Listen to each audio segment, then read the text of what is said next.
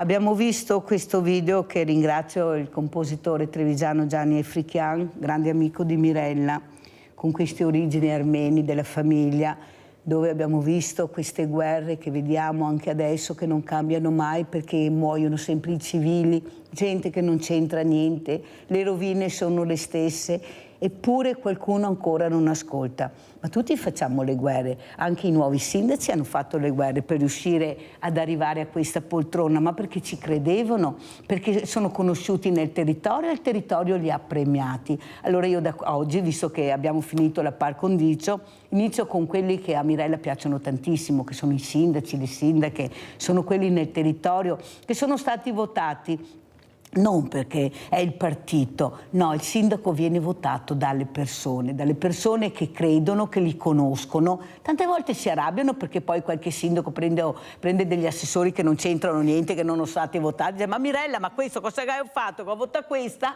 E allora adesso capiremo anche i nuovi sindaci e sindache che strada prenderanno. Allora saluto gli ospiti, abbiamo appunto una sindaca in presenza che è Jessica Masini, nuovo sindaco di Codognè, perciò primo Buongiorno, mandato. Mirella. Buongiorno sindaca, ben arrivata. Grazie E grazie a lei di averlo accettato, perché non è così semplice. E saluto anche l'avvocato Antonella Tocchetto, consigliere comunale a Treviso del Partito Democratico. Grazie anche a lei, due donne questa mattina. Ecco, forse siamo quelle che sono sempre in prima linea, non so, ma queste sono quelle che io trovo, ecco, ed è giusto anche dare spazio a queste donne che stanno cercando. Beh, io non sono neanche mai stata candidata, sindaco.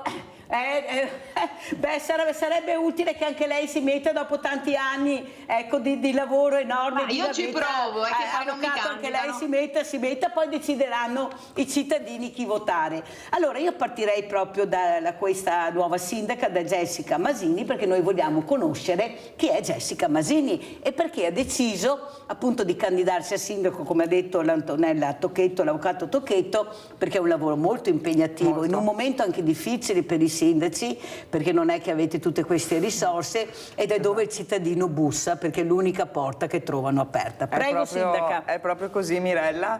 Io ho iniziato a fare volontariato da giovanissima, perché ho iniziato a 19 anni ed ho iniziato anche a frequentare l'ambiente politico. Diciamo anche il partito? Sono della Lega e ho iniziato a frequentare appunto a 19 anni, quindi conosco l'ambito politico-amministrativo da parecchio tempo. Sono stata anche assessore per 10 anni, quindi comunque conoscevo un po' la macchina amministrativa, come funzionava, e ho scelto di candidarmi perché ci tengo alla mia comunità e ci tenevo a fare il bene del paese. Fare il sindaco è un onore, e l'ho detto mercoledì sera che ho fatto il primo consiglio comunale, ma è anche un grande onere e una grande responsabilità, perché comunque i cittadini vengono sempre a parlare con il sindaco. Ma io sono contenta che sia così, e l'ho detto anche in consiglio comunale per tutta la campagna elettorale: voglio proprio che le persone vengano in municipio anche solo per bere un caffè, perché è solo così che riusciamo a capire quelle che sono le necessità e aiutarle a risolverle. E anche perché io, sindaca, ho un banco solidale, tutti lo sanno, faccio vedere tante volte, forse non so, penso di essere l'unica che fa vedere tantissimo tutto quello che viene fatto all'interno del banco solidale, come vengono spesi i soldi del 5 per 1000, ma quello che io vedo è la totale lontananza della politica da quella che è la realtà del territorio. E sto parlando di politici. Io ho un banco solidale da 13 anni, anzi 14 quest'anno, e se dico i politici che sono passati a vedere, sì, in provincia arrivano tutti, perché si riuniscono anche là, ecco, e se arrivo a 4, ma neanche a Natale e a Pasqua, arrivo a tanto. Perché secondo lei viene dal mondo del volontariato, perché fa così fatica la politica, anche locale, avvicinarsi a quello che è il territorio, chi fa nel territorio, cosa fa, vedere con proprie mani, toccare, chiedere se c'è bisogno di qualche aiuto? Perché questo? Ma parlo non solo del suo partito, parlo in generale.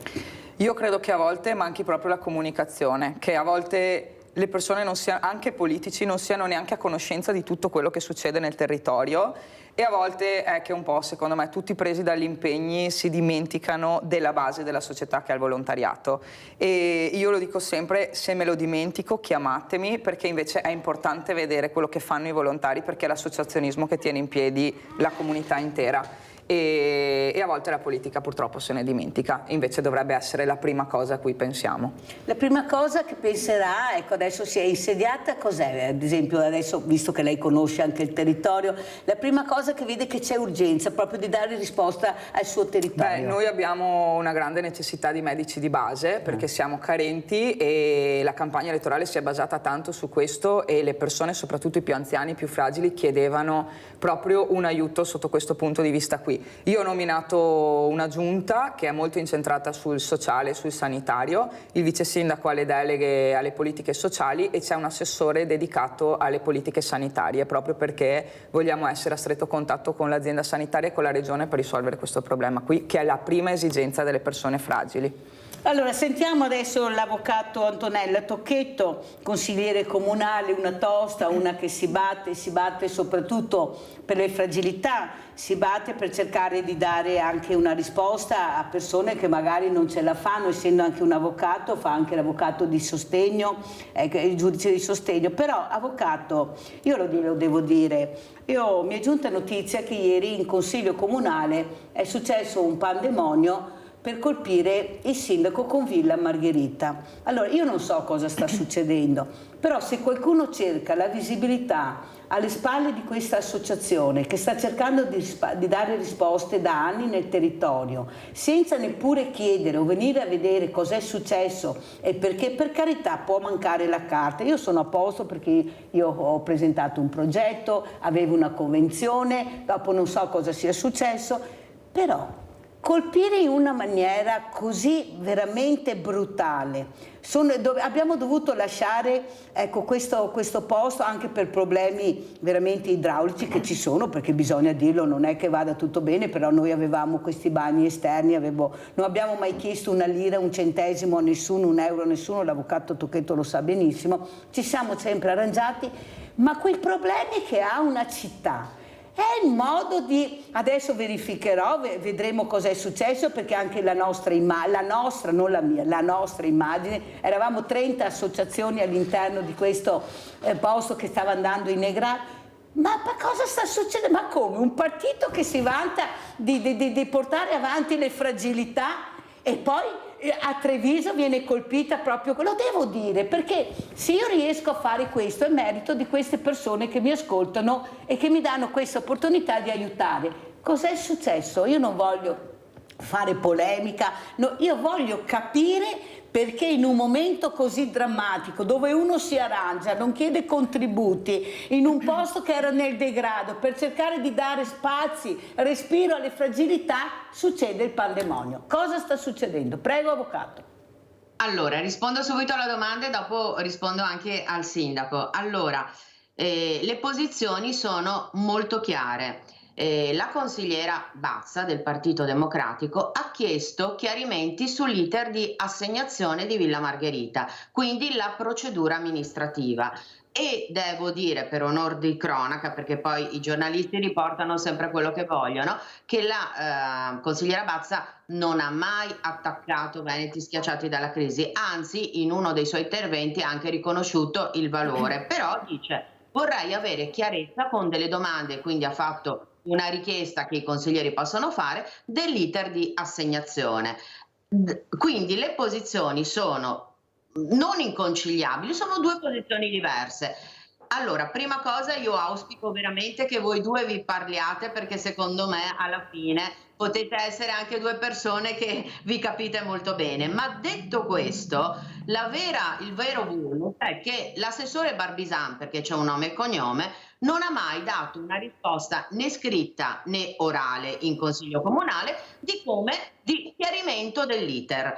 E su questo la consigliera Bazza ha, come dire, insistito. Allora, non si vuole fare pubblicità contro, ma vuole avere chiarezza di un percorso amministrativo. Io veramente auspico, primo, che voi due vi parliate e veramente ci sia un confronto tra le parti, anche forte, chiaro, come volete, perché io da sempre, ma ieri devo dire che il consigliere Iannicelli ha fatto una difesa perfetta dell'associazione Veneti schiacciati dalla crisi, quindi, e dell'operato di Mirella Tuttato, che io per prima difendo, perché io ci sono stata ai suoi eventi e so bene quanta energia ci mette, quanti soldi ci mette, senza avere mai riconoscimenti. Dall'altra parte però la Bazza fa una richiesta di tipo amministrativo che è nelle competenze di un consigliere. Quindi secondo me la vera chiarezza ha un nome e cognome, la deve fare l'assessore Barbisan, che deve chiarire quali sono gli iter. Poi io capisco, cara Mirella, ci siamo detti un sacco di volte la stessa cosa,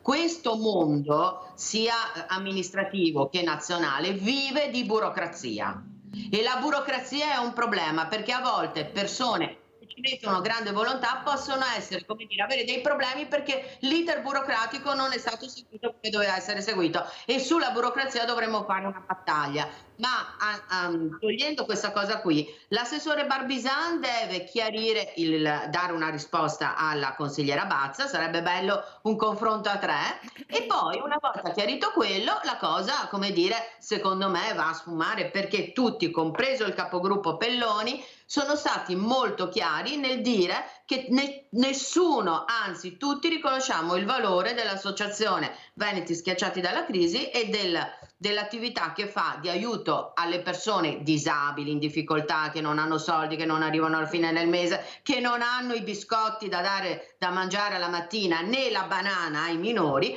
Nessuno questo lo disconosce. Dall'altra parte però c'è un amministrativo che è giusto che l'assessore Barbisan chiarisca.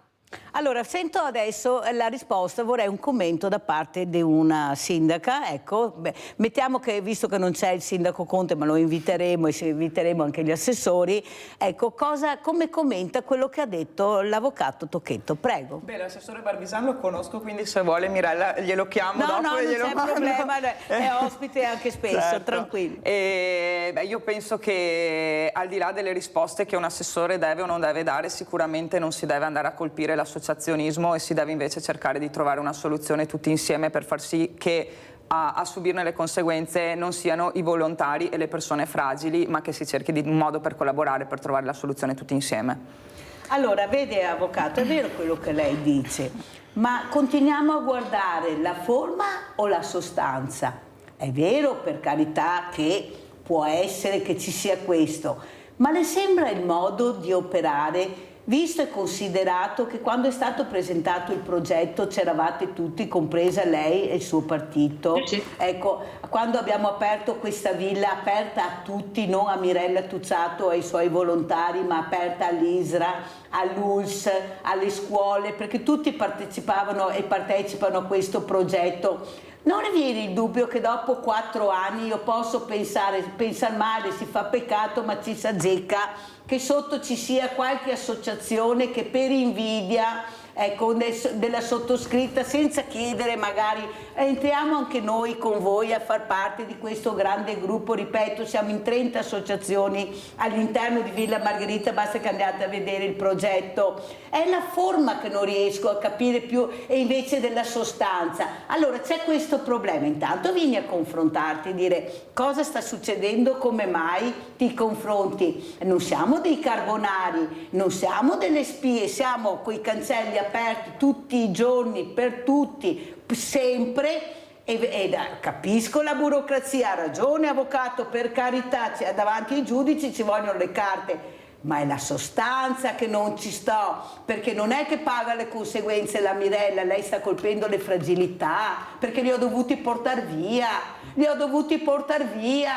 era l'unico momento di svago che avevano su un posto meraviglioso, è quello, è che ha colpito loro Tocchetto, non ha colpito la Mirella, ma chi se ne frega, ma per me possono venire avanti col cannone, lo sa come la penso, è che mi hanno colpito le fragilità, Mestre che veniva alla nostra famiglia per incontrarsi, per togliere l'erba dove nessuno la toglieva, capito? È la sostanza che non la metto, ho capito che le leggi, lei è avvocato, ci mancherebbe, però è la sostanza, è quello, e se queste persone pensano di avere visibilità colpendo le fragilità, io penso che non andranno da nessuna parte. Ma detto questo, Rinaldo da Venezia, vai Rinaldo!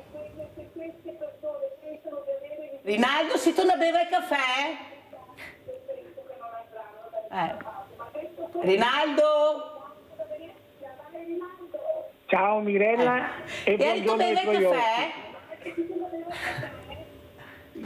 Ciao Mirella e buongiorno ai tuoi ospiti. Innanzitutto va bene, ti dà un'associazione.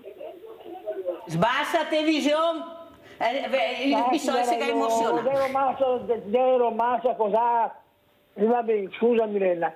Insomma, è una trasmissione e che rompi i baraccopoli ai politici. Ma il fatto che ti deve mettere la mazza grande, ti vede quello che ti fatica che non si buoni paroli.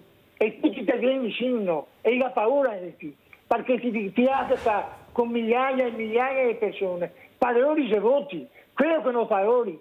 Ti dice di non rompere scatole, diciamo, perché si sente in colpa di non aver fatto quello che aveva parole ti aveva fatto te. Con questa forza, col tuo cervello. Siamo dentro una scelta di cose. E se l'unica roba che funziona è la tua, è il volontariato tutto, per i disabili, per i grossi, i politici. Ma non ti vedi io far barufa per questo, per quello, dappertutto. Ma cosa se ne facciamo di politici? Ci si vergogna tutti. E a Lega fa schifo, finché dei Salvini. E a Lega andrà sempre chiuso, e lei è fascista, è un vergognoso, ma di quanto siamo noi a parlare? Che ne voglio 500 Mirelle e per mettere a posto l'Italia. Ciao Mirella e buongiorno a tutti quanti. Tu mica gli arrabbiare Rinaldo. Allora sindaca, quando toccano la Mirella come vede, certo. Perché loro veramente, ma non è la Mirella, è che faccio vedere quello che viene fatto con i volontari, perché questa è la verità, non è la Mirella, è la squadra che funziona, sono le associazioni, queste mamme, le associazioni abbracciano le associazioni che si sono rimboccate le maniche per cercare di dare aiuto anche ad altre persone. È questo che fa male, hai capito? Colpire dove non devi colpire, ma perché? Per quale visibilità? La carta, ma si va avanti con le carte, andremo avanti con le... È vero che ci vogliono, ma c'è forma e forma, però è modo e modo. Prego, sindaca. Certo, io credo che il ruolo del politico, ma io più che politico a livello comunale, quando si parla di associazionismo lo definirei proprio amministratore locale, sia quello di aiutare le associazioni e sia quello che, al di là della burocrazia, che è chiaro che è tanta ed è chiaro che ognuno cerca di fare le cose nel miglior modo possibile, penso anche che quando si tratta di volontariato a volte bisogna guardare un po' meno la virgola e cercare di fare il meglio che si può. Poi tanto niente sarà perfetto, ma eventualmente se ne discuterà, intanto l'importante è non andare a toccare le persone fragili e le fragilità, che sono invece le cose importanti da supportare. Abbiamo Vladimiro da Rovigo. Ciao Vladimiro. Ciao Mirella, prima di andare in pensione 8 anni fa, ho fatto per parecchi anni il lavoro da ausiliario, commesso o usciere, come che si vuole chiamare, al Ministero di Giustizia. Ho lavorato per 5-6 anni in un giudice di pace di provincia, io ero 2 giudici, e capitava spesso la mattina che arrivava un avvocato che doveva fare una causa civile, doveva difendere un bottegaio, un negoziante che aveva venduto una merce a un cliente che non gli aveva pagato. Entrava a fare l'udienza da un giudice e difendeva spada tratta il negoziante che aveva venduto la merce al cliente che non gli aveva pagato. Finiva l'udienza lì e passava all'altro giudice, un'altra civile udienza, e di magari capitava che difendeva un cliente che aveva comprato da un negoziante la merce e non gli aveva pagato. Era bello vedere l'avvocato che difendeva da una parte il negoziante e dall'altra parte il cliente con la stessa forza, convinzione e tenacia che il suo cliente che aveva ragione.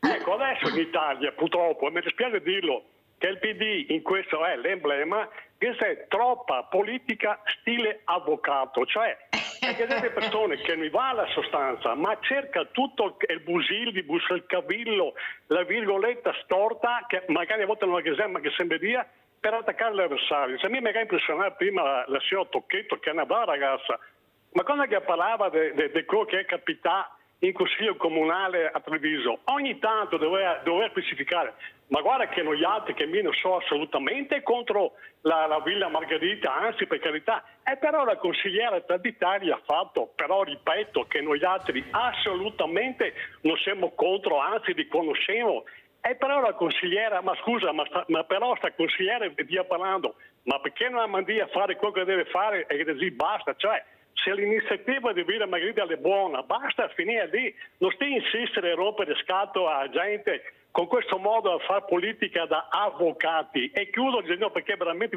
a me mi ha colpito, cioè rispetto a quella che è la posizione che ha il PD Veneto, anche perché comunque riconosce che deve essere l'autonomia della regione. Dopo ogni partito, ogni persona ha il suo modo di vederla. Guarda che problema, ma mi ha veramente, poi chiudo, mi ha veramente fatto, tra virgolette, schifetto il presidente Bonaccini, che pochi anni fa, che avevo visto insieme a Zaia e Fontana, dal governo Gentiloni a chiedere 5 materie di autonomia, che ha fatto una richiesta da 15 materie per autonomia, e adesso vi fuori a dire ma l'autonomia noi ne so qua, cioè queste persone qua che sono poco serie e dovrebbero sparire, cioè le persone che hanno diritto ad avere il suo punto di vista, la sua politica, e mi rispetterò sempre. Ma il nostro modo di fare politica da avvocati, da prendere in giro gente per dei busillibus, per dei virgolette, veramente il PD in questi ultimi anni è l'emblema di questo modo di fare politica. Dovresti veramente smetterla. Buongiorno. Abbiamo sentito anche Vladimiro da Rovigo, poi veramente cerchiamo anche di parlare dei problemi veramente reali di questo territorio, che sono veramente tanti, ve lo posso assicurare. Poi ricorderò anche una figura. Prego, avvocato Tocchetto. Allora, mi viene l'ultima telefonata, come dire, sorridevo perché mia mamma, quando sono diventata avvocato, lo dico anche per temperare un po' la situazione, quando sono diventata avvocato non è stata contenta, perché diceva che gli avvocati sono delle bruttissime persone che lei, se fosse per lei, le avrebbe tolti dalla faccia della terra, perché non si può difendere situazioni che non possono essere difese. Io cercavo di spiegare la buona volontà della mia posizione, ma mia mamma non mi accolse e avrebbe preferito che io avessi fatto la barista o qualcos'altro.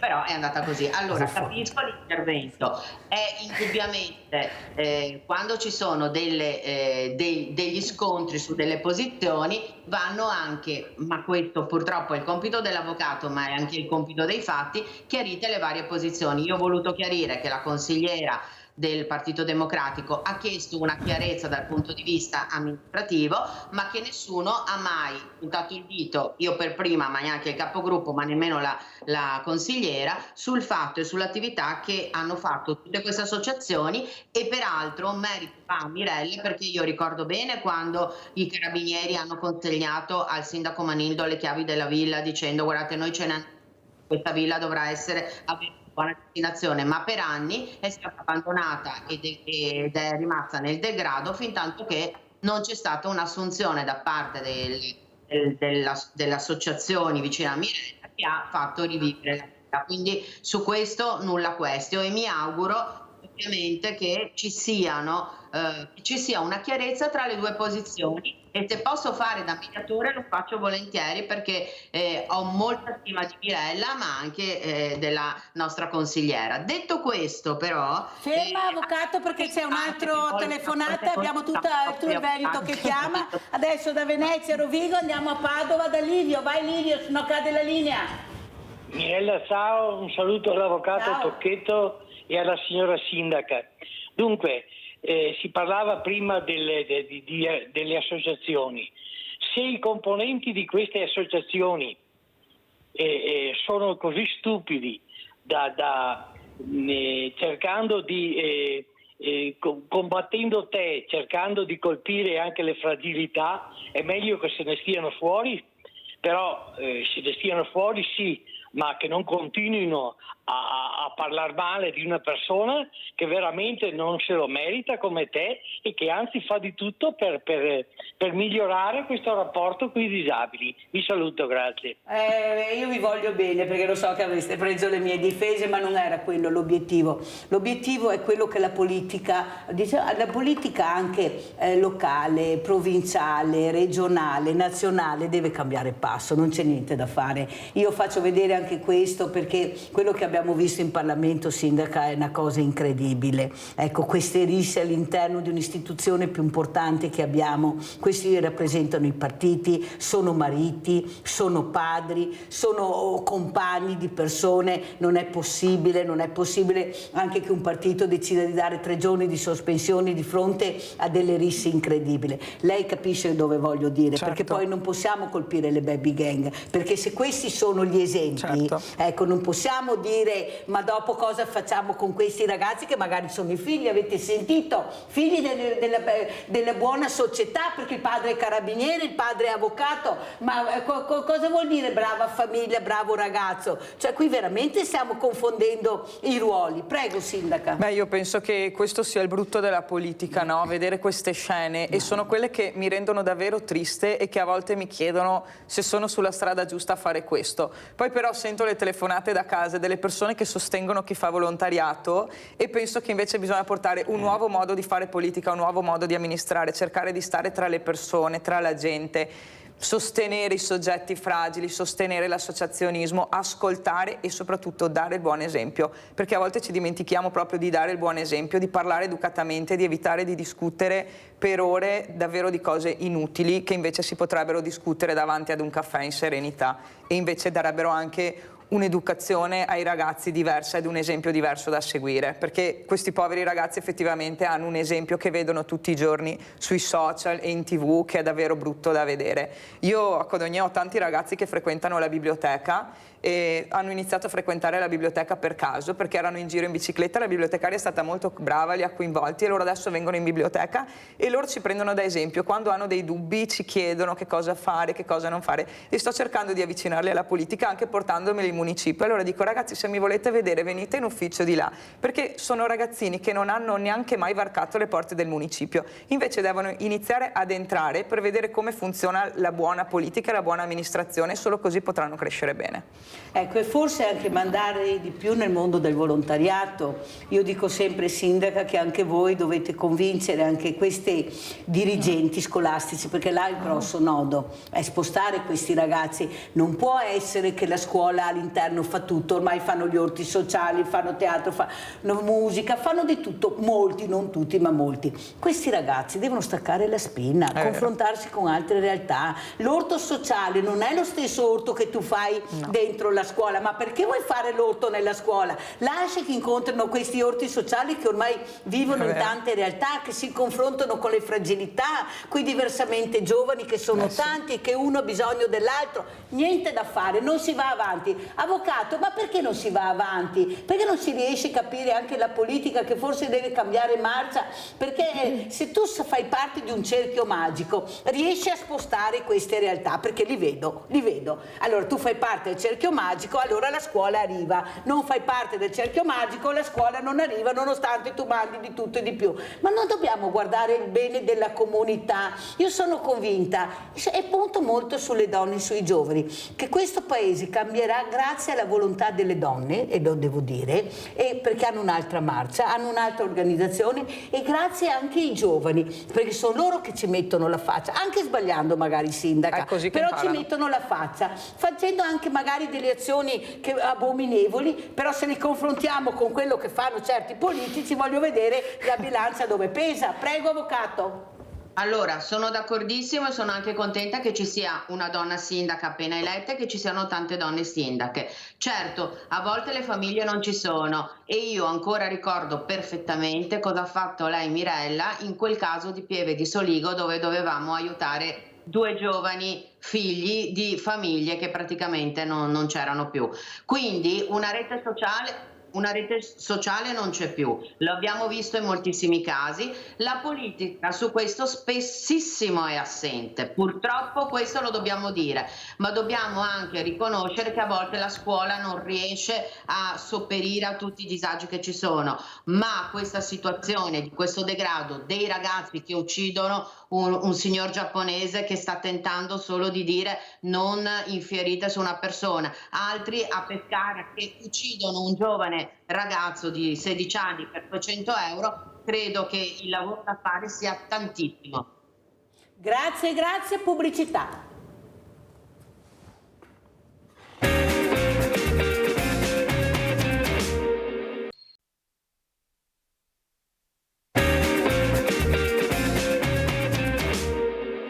C'è una raccolta di 5 miliardi di euro, di cui 1.200 euro di spesa pro capite. Quindi io e lei spendiamo, anche se non giochiamo, 1.200 euro. Immagini il volume di affari e di denaro. Sempre più persone vittime del gioco d'azzardo, con numeri importanti anche in Veneto. Per questo l'Ulstre ha messo in campo un innovativo progetto di formazione rivolto a 5.000 gestori di sale da gioco, perché riescano a intercettare le situazioni più gravi e da lì aiutare a intraprendere un percorso. Chi meglio di chi gestisce le sale da gioco entra per primo in contatto con il giocatore. Credo quindi che il fatto di mettere a disposizione dei professionisti che spieghino, diano delle informazioni di base, ecco, alle persone che poi si trovano ad avere di fronte il giocatore, sia un elemento di grande novità, e anche lo stesso corso che viene fatto in maniera per agevolare anche gli stessi gestori delle case da gioco, che viene fatto in parte online in webinar, sia, come dire, pensato proprio perché ci sia un'adesione più ampia possibile. Il corso è obbligatorio secondo direttiva regionale, costa 100 euro, chi non lo farà sarà sanzionato. Il primo anno la formazione per gli esercenti, 2 seguenti per i dipendenti. L'impegno nostro è a 360 gradi, dai giovani che sono probabilmente anche i più interessati al gioco online, visto l'aumento esponenziale che è stato registrato negli ultimi anni. Parliamo di circa 85 miliardi su scala nazionale contro i 65 del gioco, diciamo, nelle sale da gioco, quindi è un fenomeno in netta crescita e che stiamo registrando anche nella nostra azienda sanitaria. Fondamentale capire i segnali. Quando c'è un disturbo di dipendenza, che sia gioco d'azzardo, di gaming o di sostanze, c'è proprio una trasformazione della personalità, cioè nel senso che è di comportamento. Il ragazzo o la ragazza diventa più nervoso, dorme di meno, ha più problemi di reggere la conversazione, la frustrazione, frequenta meno scuola, passa più tempo fuori, cioè sono tutta una serie di indicatori che devono mettere, come dire, non dico proprio in allarme, però in qualche modo di attivare la propria attenzione.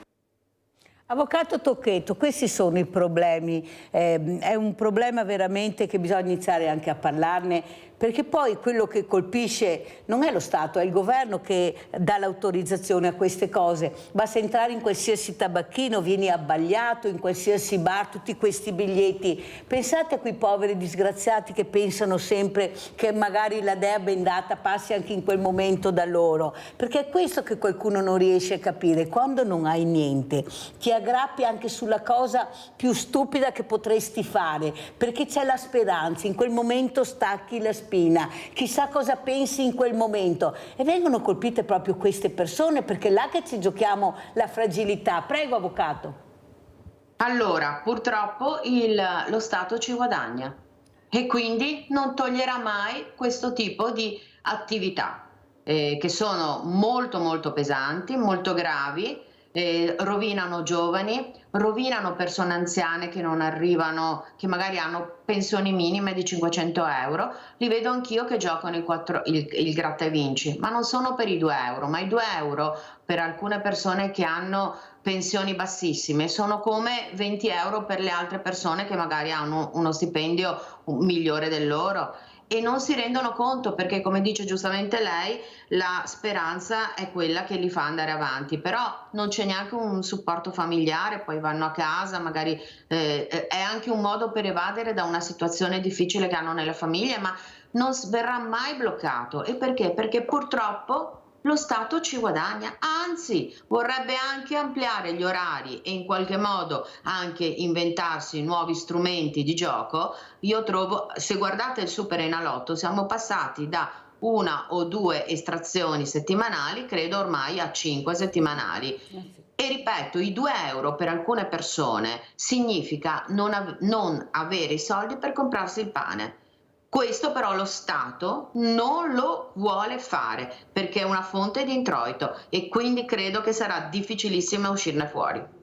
È stato bravo anche a giocarsela, perché ha tolto i casinò come fossero il male maggiore. Si ricorda quando si parlava dei casinò, ne avevamo diversi, li hanno tolti perché avevano già pianificato che loro guadagnavano molto di più se avessero dato l'opportunità a questi gestori di bar, di tabaccherie, di tutto e di più a gestire questi centri che sono stati aperti, che sono dei centri, delle sale enormi con 1000 macchinette, e veramente delle volte mi viene veramente l'angoscia quando vedo entrare certe persone, perché veramente quando sei disperato è là che inciampi. Ecco, questa pietra d'inciampo, scusate se adopero questo termine, poi fa morti, fa disastri, perché poi che pagano le conseguenze sono le famiglie, e questo è veramente incredibile quello che sta facendo lo Stato e il governo specialmente, che nessuno vuole cambiare queste regole del gioco per il bene della comunità. Sindaca, ecco, questi sono i problemi che avete, anche gestire queste fragilità non è semplice.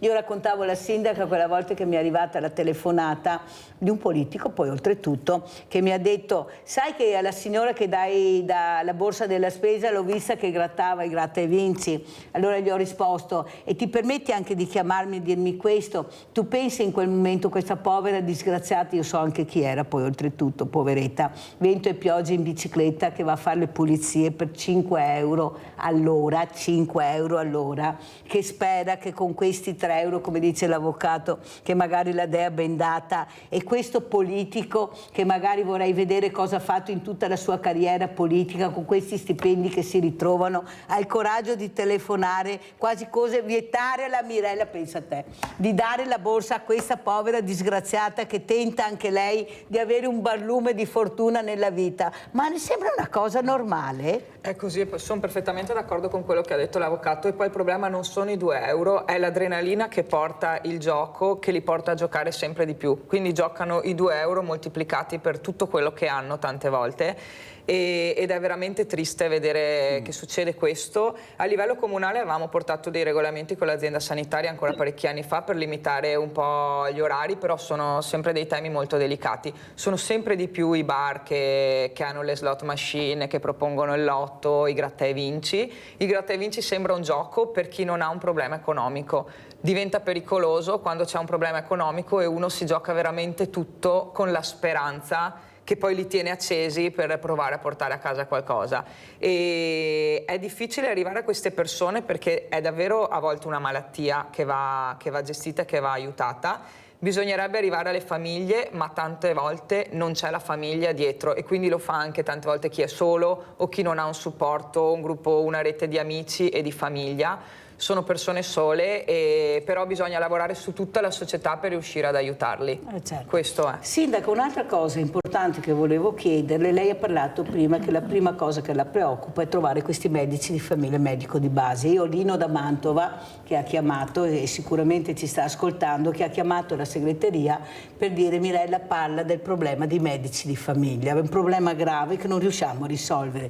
Non le sembra però, sindaca, che la politica si è orientata più, pianificando da tanti anni, a mio avviso, e qua metto dentro tutti, verso una sanità privata più che pubblica? Basta vedere i numeri che abbiamo, questa sanità privata che galoppa, trovi subito il medico, trovi subito l'intervento da fare, non c'è problema, basta pagare, dimenticando poi che forse il grande intervento sempre e comunque lo faremo nel pubblico.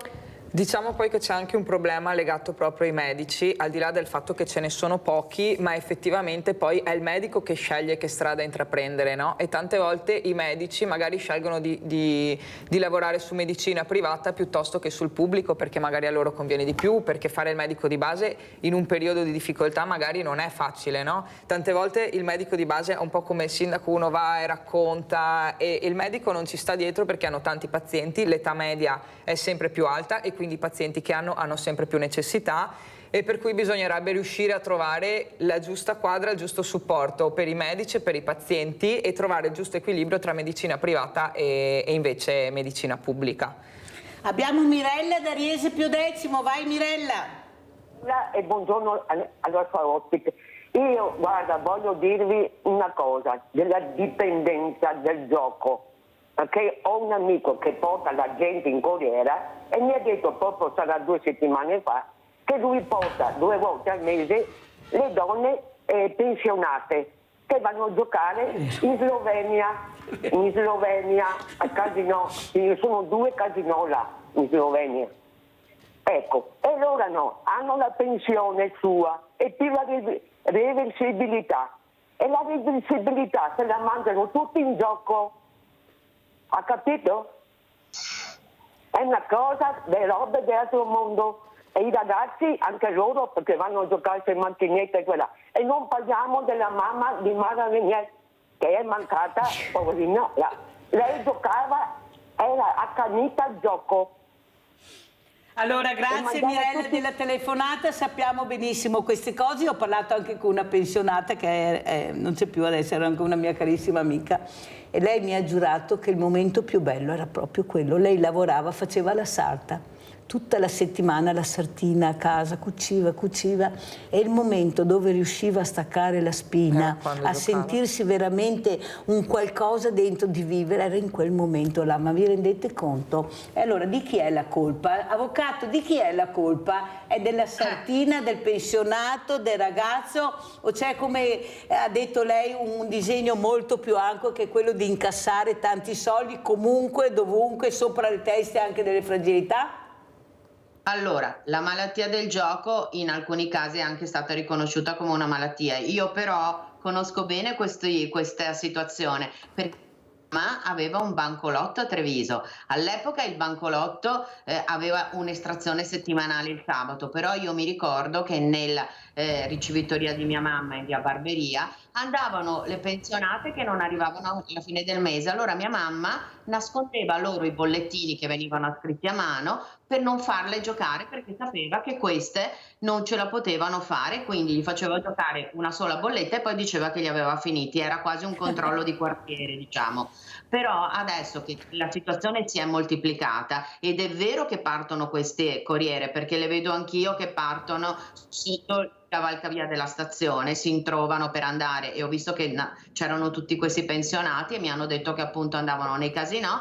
È un problema serio, soprattutto per chi crede di avere 2 minuti di felicità. Io mi ricordo che ero piccola e da mia mamma andavano dicendo: io non vedo l'ora che arrivi il sabato, perché per me è una grande felicità sapere se ho giocato e ho vinto il terno al lotto. Però un conto se può essere una cosa così, un passatempo che succede un paio di volte all'anno, ma se questo porta a rovinare delle famiglie, questo è veramente un problema grave, ma come ho detto prima, purtroppo si risolverà, perché ci vogliono guadagnare. Abbiamo Gianfranco Valeri da Cessalto, vai Gianfranco. Sì, buongiorno signora Mirella. Buongiorno. Buongiorno signor Sindaco, buongiorno avvocato. Ecco, mi rivolgo sia all'avvocato che al signor Sindaco. Ecco, io volevo sapere, signor Sindaco, se lei è favorevole o no alla riforma degli enti locali, perché se ne parla tanto, ma quando si parla di campanili ognuno non vuole mettersi il suo campanile. Invece dobbiamo arrivare a questa riforma, perché praticamente si potrebbe recuperare tante di quelle risorse e essere a disposizione dei cittadini. Si immagini che i comuni piccoli, lei è medio piccolo, signor Sindaco, sono stati tagliati fuori se non avevano gli uffici tecnici preparati, perché ormai tutti i finanziamenti funzionano con bandi e pertanto la via maestra sarà quella. Ecco, e poi un'altra cosa, signor Sindaco e anche all'avvocato, andiamo sulla Luna, andiamo dappertutto, andiamo qua, andiamo là e vediamo ancora i tabelloni elettorali fuori. Immagini che io sono in un comune piccolo, medio piccolo, solo per il montaggio e il smontaggio ci vuole qualche migliaio di euro, perché non c'hanno neanche il personale a metterlo fuori. Il sindaco accanto, poi io mi sono battuti anche con i sindaci accanto, no? Mi ha detto: ma che Franco, tu non stai scherzando, mi arrangi i suoi operai, i miei operai. Signor Sindaco, i suoi operai potrebbero fare bugie o fare altre robe, non da mettere fuori i tabelloni elettorali che non servono a niente, sono terrenamente vuoti, mettili dappertutto, sarei nelle città, poi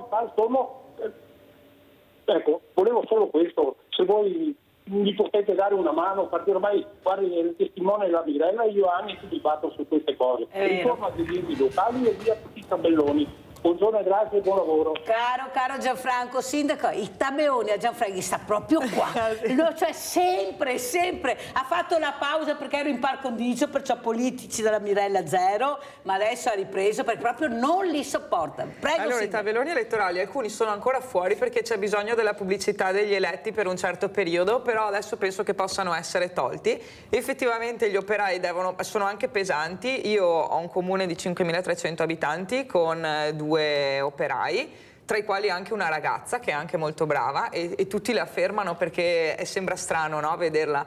E sì, purtroppo devono perdere una mattina di lavoro a spostare i tabelloni e invece di tagliare l'erba che sta crescendo, perché chiaramente con questo tempo l'erba cresce, le buche sono da sistemare. Ha anche ragione effettivamente, però la pubblicità elettorale va fatta e quindi i tabelloni vanno messi fuori, non abbiamo alternative ancora a questo, bisognerebbe arrivare ad una modifica della normativa. Per quanto riguarda invece gli enti locali, sì, gli enti locali, soprattutto quelli piccoli, sono in difficoltà a livello di personale e gli uffici non riescono a gestire tutto.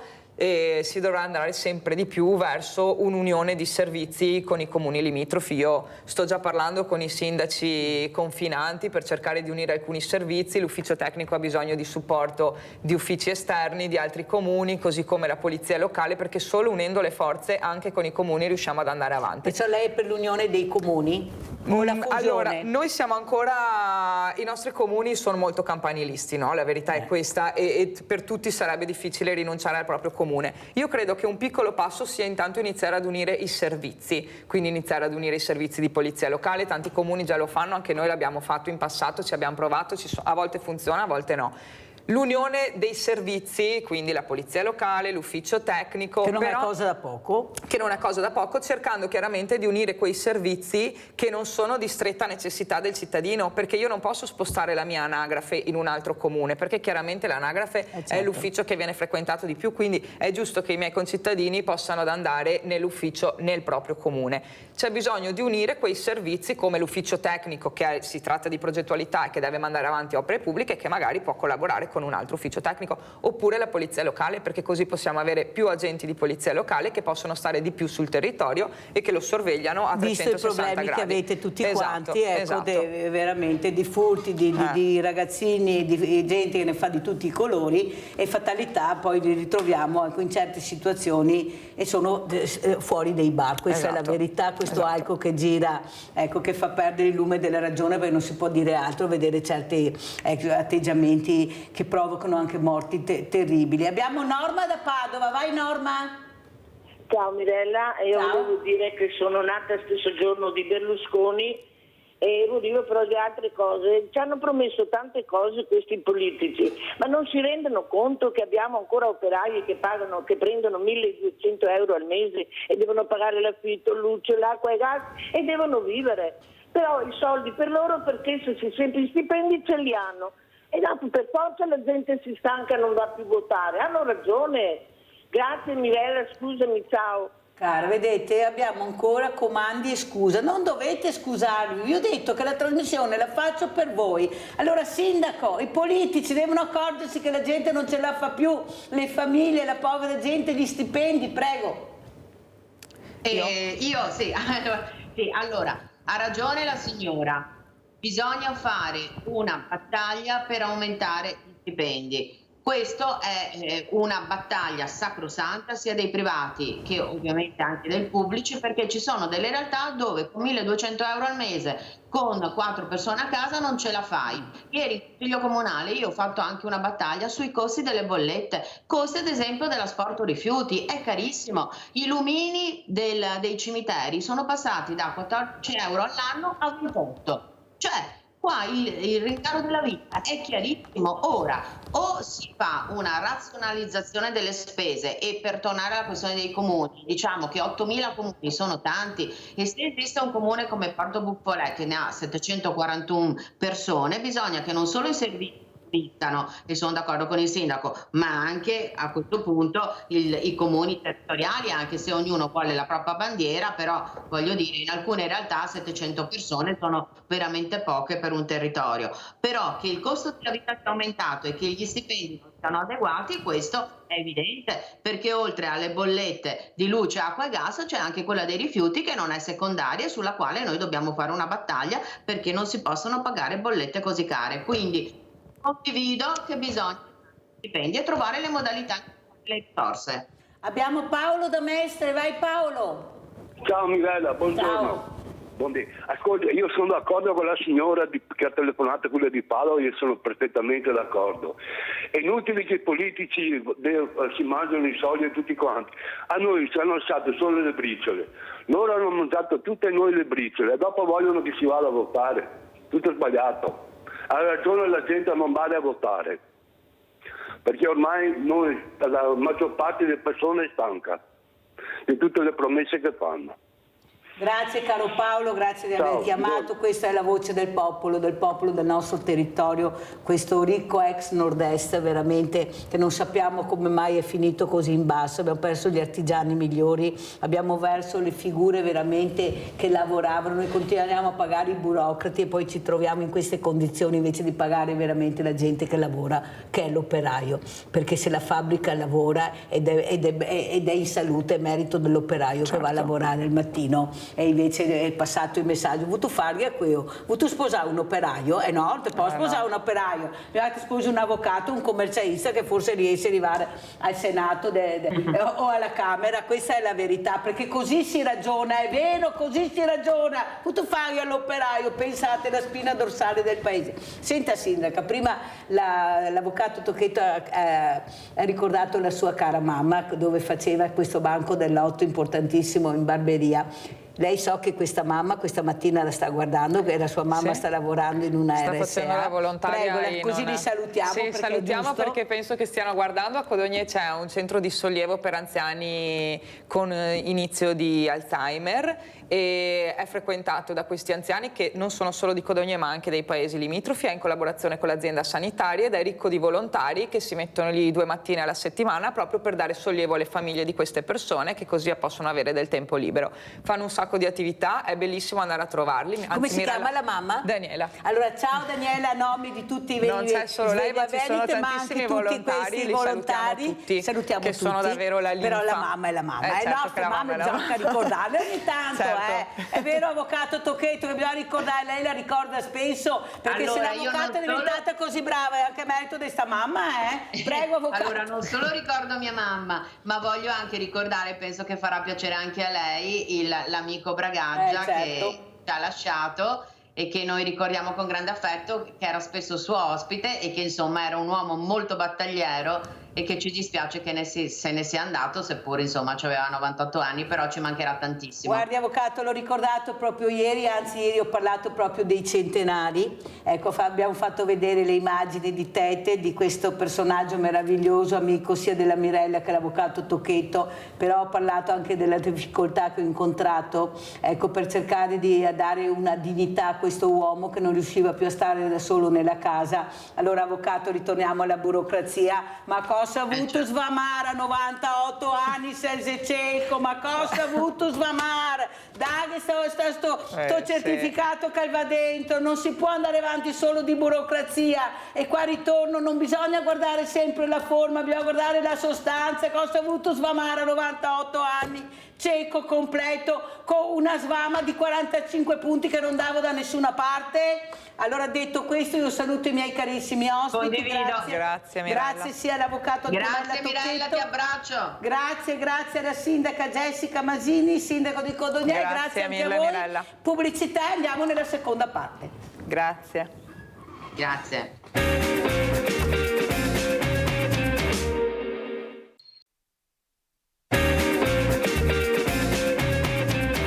Saluto il professore Emanuele Massagli, collegato con noi da Roma, presidente Fondazione Ezio Tarantelli, professore di pedagogia del lavoro all'Università LUMSA di Roma. Buongiorno professor Massagli, grazie di essere qui. Non so se ha sentito qualcosa del mio finale con gli ospiti precedenti, dove veramente sono stanca di far capire l'importanza dell'operaio, di dare dignità a questa figura, di dare proprio uno stipendio che gli permetta di fare una vita dignitosa. Ma cosa è successo nel nostro paese, professor Massagli, dove veramente l'artigiano è stato azzerato, l'operaio è l'ultimo anello della catena, paghiamo i CEO, paghiamo queste figure che poi distruggono le aziende? Ecco, ci spieghi, professore, perché siamo in stato confusionale, professor Massagli, prego.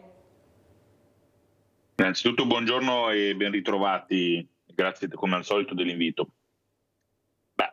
Ci sono diverse cose da dire, alcune più tecniche, proverò a dirle, alcune più di natura culturale. Sull'aspetto culturale noi paghiamo il fatto che c'è stata una lunga stagione storica, che posizionerei più o meno dagli anni 70 ad oggi quasi, di svilimento del lavoro manuale, nella quale si è considerato il lavoro manuale come di serie B rispetto al lavoro intellettuale, rispetto alla comunicazione, rispetto alle professioni ordinistiche. E questo per un paese che invece non si è sempre basato, è riuscito a diventare uno dei primi 7 paesi del mondo, c'è appena stato il G7, no? E noi siamo ancora, nonostante i tanti problemi, siamo ancora in quel gruppo per la forza del nostro sistema industriale e del nostro sistema manifatturiero, anche della micro e piccola impresa, visto che la grande impresa non è mai stato il modello italiano. Nonostante questo, negli anni si è andato a svilire il lavoro manuale considerandolo come qualcosa di serie B. E questo culturalmente oggi lo paghiamo, perché c'è meno interesse verso alcuni di questi lavori da parte dei giovani e perché socialmente, come diceva lei, viene accettato il sottopagamento di molte di queste figure. Da un punto di vista pratico, noi, l'Italia negli ultimi 30-40 anni ha visto crescere il valore dei salari molto poco, meno del 5-6% a fronte di crescite superiori al 20% in altri paesi europei. Questo è determinato da tanti aspetti. Ci sono aspetti che riguardano direttamente i lavoratori, la produttività del lavoro, in particolare ciò che riguarda la competenza delle persone, la formazione delle persone che sono sul mondo del lavoro, ma ci sono, ahimè, e forse in modo più rilevante, degli aspetti che riguardano l'organizzazione delle imprese, perché la produttività di un'impresa non è solo la qualità del lavoro dei lavoratori, ma è anche la qualità dell'organizzazione dell'impresa, e questa secondo me è un elemento su cui prima o poi bisognerà discutere, perché noi è vero che abbiamo delle multinazionali tascabili molto forti, ma abbiamo anche una diffusa piccola e microimpresa che soffre e che non riesce a innovare. E però ci sono anche poi le responsabilità di chi fa le regole e di chi costruisce le infrastrutture, quindi dello Stato e delle amministrazioni pubbliche, anche quelle regionali, anche quelle comunali, ovviamente in grado diverso, che probabilmente non aiutano chi vuole fare impresa e quindi lo appesantiscono di gravami burocratici, non lo facilitano con sistemi di comunicazione efficiente, lo appesantiscono con tasse e balzelli varie che ovviamente non aiutano la crescita dell'impresa. Se l'impresa non cresce è difficile che i salari crescano, perché i salari, a differenza di quello che si credeva negli anni 70-80, che credeva una certa posizione sindacale negli anni 70-80, i salari non sono una variabile indipendente.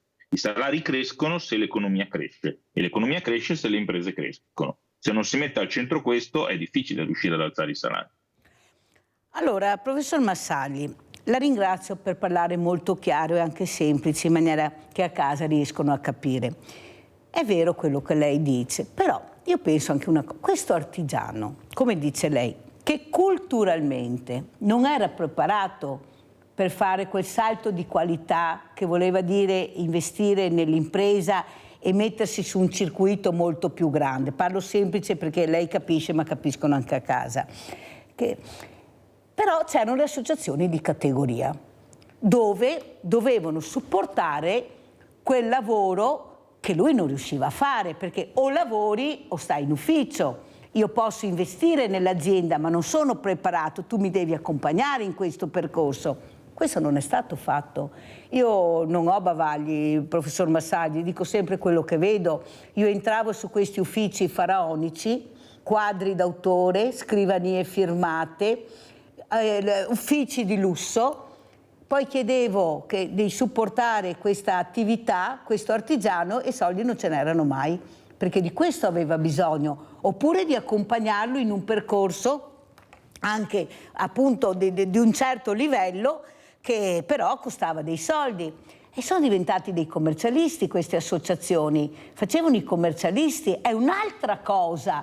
Non era quello che aveva bisogno l'artigiano, che aveva bisogno la persona che anche cercava di investire nell'impresa, ma da solo non ce la faceva.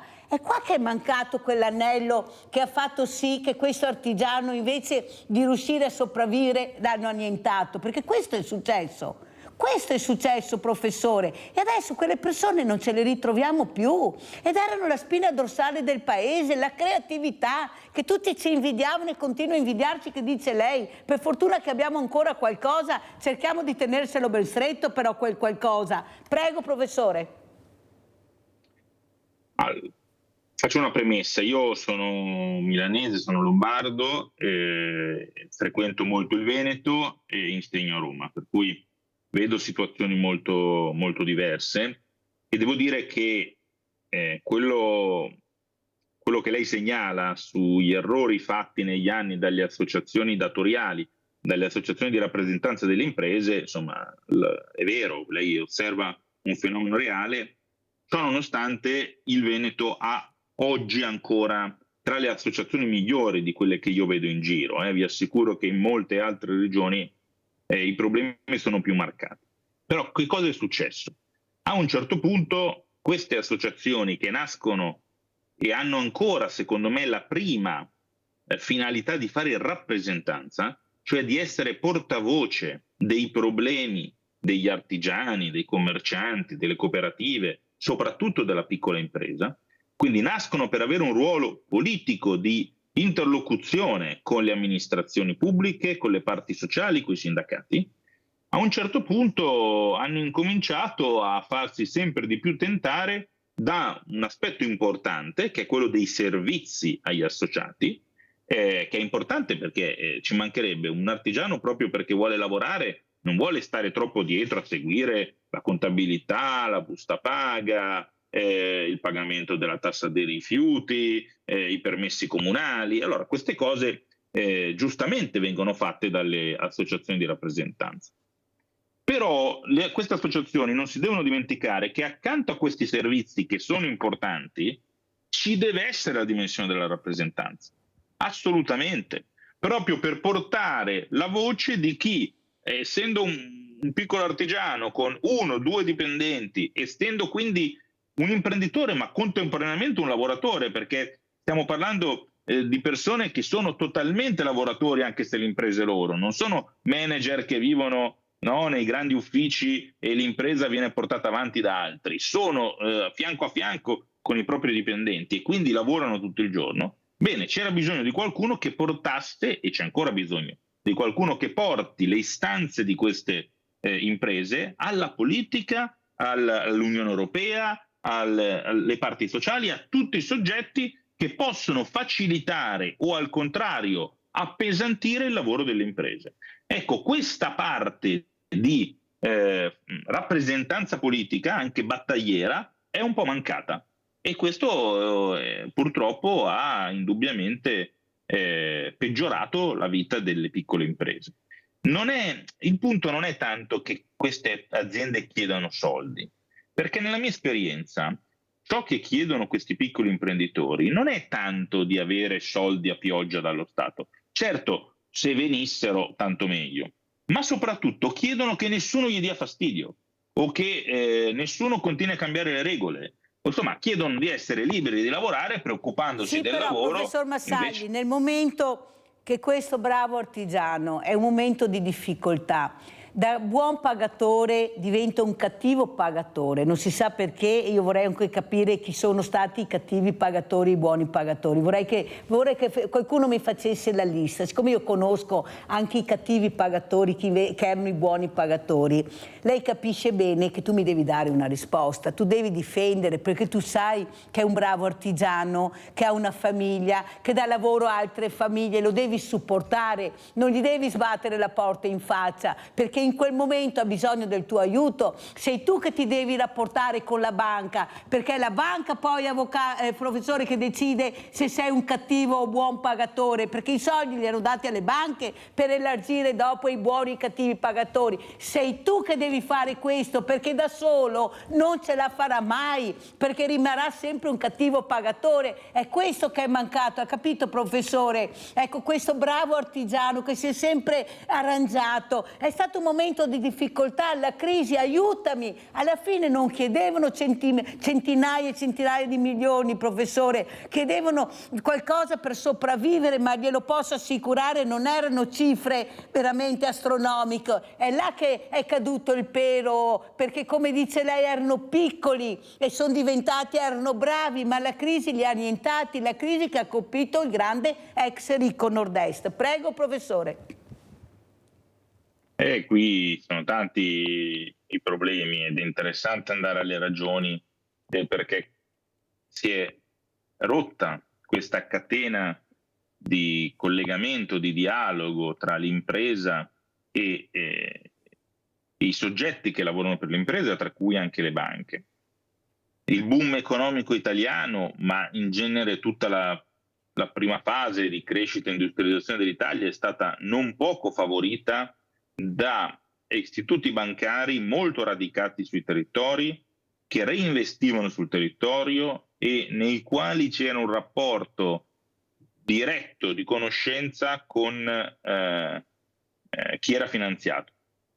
Adesso purtroppo le banche, per una serie di ragioni che sono certamente di competizione, ma ahimè anche di regole europee, le banche per sopravvivere devono diventare sempre più grandi, per diventare più grandi devono aggregarsi tra loro. Il modello della banca popolare, che era una peculiarità italiana, è venuto meno normativamente e questo fa sì che la decisione sui finanziamenti non sia più presa dalla persona che il piccolo imprenditore incontra allo sportello, ma viene presa da un algoritmo. È un software che decide se l'imprenditore è un buon o un cattivo pagatore.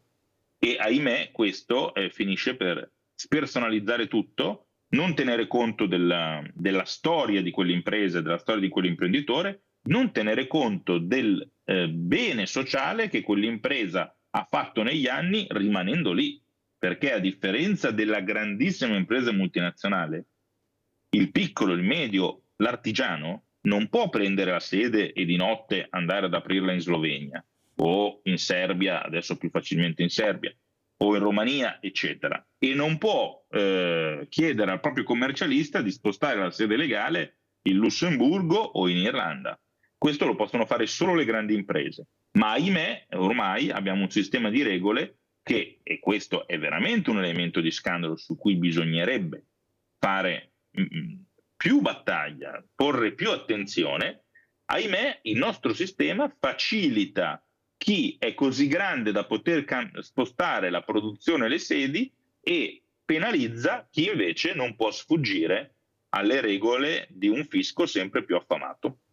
Professor Massagli, lei da esperto, come si sta muovendo secondo lei la Premier Giorgia Meloni proprio nell'ambito più importante, l'ambito del lavoro, questo riconoscimento? Ecco, lei sta parlando del G7, ecco, come vede questa donna che deve combattere un problema enorme che ha il suo paese, anche se, come dice giustamente lei, siamo ancora i primi, non c'è niente da fare, cioè abbiamo questa creatività fortunatamente, abbiamo questi capitani di industria, ne ho avuto uno l'altro giorno, professor Massagli, ecco, che veramente si è fatto da solo e che veramente porta alto il nome dell'Italia, è un veneto ma porta alto il nome dell'Italia nel mondo, è perché si sono rimboccati le maniche e hanno investito nell'azienda, sono stati anche bravi e anche fortunati, diceva lui, veramente io sono grata di avere queste figure. Come vede la nostra Premier in questo campo, professore, perché è un campo minato? Per cultura personale la Premier è estremamente, per posizione politica è nota, no? La sua provenienza ha indubbiamente una facilità alla valorizzazione del territorio italiano, perché viene da un partito estremamente patriottico, quantomeno nella sua storia. io credo che la Premier Meloni abbia studiato da anni, stesse studiando per arrivare fino al ruolo che ricopre ora, e quindi lei si è estremamente strutturata per dialogare con l'Europa e provare anche ad affermare una posizione diversa da quella degli ultimi anni in Europa. Non è facile, perché l'Italia è un paese importante, indubbiamente è un paese fondatore dell'Europa, ma non decide da solo. E in questo, insomma, è l'asse franco-tedesco, in parte anche spagnolo, perché la maggioranza europea in questo momento di fatto coinvolge anche da un punto di vista partitico i principali partiti di quei paesi.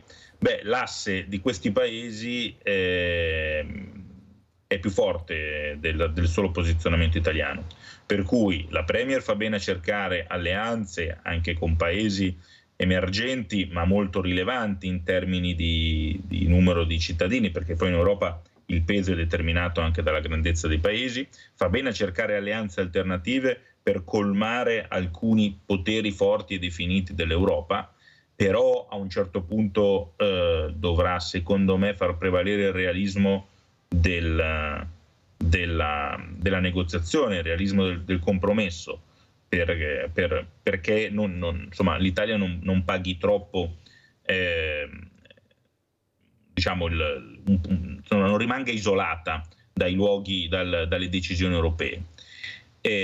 Certamente, come dicevi tu, quello che un elemento forte su cui la Premier si può appoggiare, o meglio, qualsiasi Premier si può appoggiare con l'Italia, è che l'Italia, nonostante tutto, in un certo senso a volte anche direi nonostante le leggi dello Stato e gli errori del legislatore, ancora ha un tessuto imprenditoriale vivace e creativo.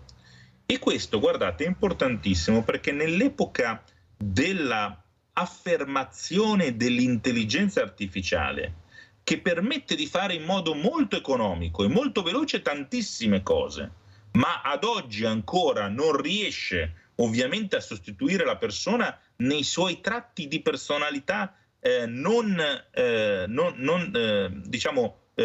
ontologicamente umani, e la creatività è uno di questi, no? Bene, nell'epoca dell'intelligenza artificiale l'Italia potrebbe farsi forte di un'intelligenza artigianale, che non è mai artificiale, cioè che non è replicabile dalle macchine. E questo nel mondo è estremamente apprezzato, ed è il motivo per cui in Italia, comunque vadano le cose, il settore del lusso, la filiera del lusso, anche i piccoli fornitori del lusso che noi non conosciamo, ma che esistono a migliaia in Italia, vanno bene. Vanno bene perché hanno qualcosa in più della produzione di serie degli altri paesi. Questo è un elemento che l'Italia deve fare pesare. Allora, professor, la ringrazio, professor Massaglia. Ecco, io la vorrei tutti i giorni, perché veramente spiega così bene le cose, che adesso la porto, faccio una battuta, ma è una battuta, con l'intelligenza artificiale, la porto in montagna, sulle nostre bellissime Dolomiti, su questa meraviglia che abbiamo, ecco, protetta dall'UNESCO, che non ho ancora capito come protegge l'UNESCO, ma non importa, andiamo in montagna, da Roma ci spostiamo a questo bellissimo Montagna Sicura, e poi presenterò anche il nostro ospite graditissimo, che è Alex Barattin, delegato zona Dolomiti Belluno Soccorso Alpino. Andiamo a vedere. Divertirsi e fare sport in montagna in sicurezza. Torna oggi in tutta Italia l'iniziativa Sicuri sulla Neve, organizzata dal CAI e dal Corpo Nazionale del Soccorso Alpino, per sensibilizzare ed informare gli escursionisti sui rischi della montagna d'inverno, rischi legati allo scivolamento, all'ipotermia, ma soprattutto alle valanghe. Fondamentale, oltre che obbligatorio, avere con sé gli strumenti di autosoccorso, sonda, pala e ARTVA, ma soprattutto bisogna saperli usare. Nei primi 15 minuti e 18 minuti abbiamo un'altissima probabilità di trovare le persone in vita. Mano a mano che passano i minuti questa probabilità cala drasticamente, quindi è fondamentale che chi frequenta in quel momento quella vallata, quel pendio in compagnia, abbia provato le dotazioni di sicurezza, la sonda, la pala e l'arma, in tempo di pace. E queste prove che noi facciamo sul territorio di tutto l'arco alpino in tutta Italia vengono fatte apposta per dare quelle informazioni minime per poter frequentare in sicurezza l'ambiente innevato. Questi giorni, caratterizzati da poca neve sulle vette, non devono trarre in inganno. Poca neve infatti non significa meno pericolo. Il trasporto eolico, quindi il vento che trasporta la neve, crea degli accumuli e questi accumuli sono della neve che si accumula in determinati punti di sottovento generalmente, e quando li andiamo a sovraccaricare anche con un debole sovraccarico può essere che si staccano perché non sono coesi. È stato il soccorso alpino di Asiago ad intervenire per recuperare un escursionista che aveva perso l'orientamento. L'uomo nel pomeriggio di ieri era partito da Malga Fossetta dirigendosi verso i Castelloni di San Marco. Sulla via del rientro era però finito in cima al colle Lagosin e non sapeva più in che direzione muoversi. All'escursionista, che era riuscito ad inviare una foto della cartellonistica del CAI davanti a lui, è stato chiesto di non spostarsi dal punto in cui si trovava. Una squadra di soccorritori lo ha quindi raggiunto e riaccompagnato alla macchina. Il consiglio è di dotarsi sempre di una cartina topografica con le indicazioni della rete dei sentieri e di informare sempre i propri familiari della meta che si intende raggiungere. Allora vediamo se è collegato Alex Barattin. Eccolo qua. Buongiorno Barattin. Buongiorno a voi e a tutti gli ascoltatori. Allora, nelle banche non siamo sicuri, nel posto di lavoro non siamo sicuri, in montagna andiamo con le infradito, ma insomma Barattin, dove potremmo essere sicuri? E grazie invece a questo soccorso alpino che riesce ad arrivare in tempi veramente velocissimi, con professionisti veramente, queste sono persone che dobbiamo supportare e pagare per salvare le vite. Com'è la situazione, Presidente? Allora, in questo momento la situazione è un po' particolare perché abbiamo ancora della neve in quota, sopra i 2000 metri troviamo una buona coltre di neve nei canaloni e quindi la nostra mentalità di salita è ormai orientata all'estate, però ricordiamolo a tutti gli ascoltatori e ai frequentatori di avere al seguito anche parte della dotazione invernale, perché alcuni canalini con presenza di neve, magari soffice in superficie ma ghiacciata nella parte sottostante, può essere un vero pericolo e mettere a repentaglio la vita di chi in quel momento la sta sovraccaricando. Abbiamo Claudio da Marano Vicentino. Vai Claudio. Sì, buongiorno a tutti.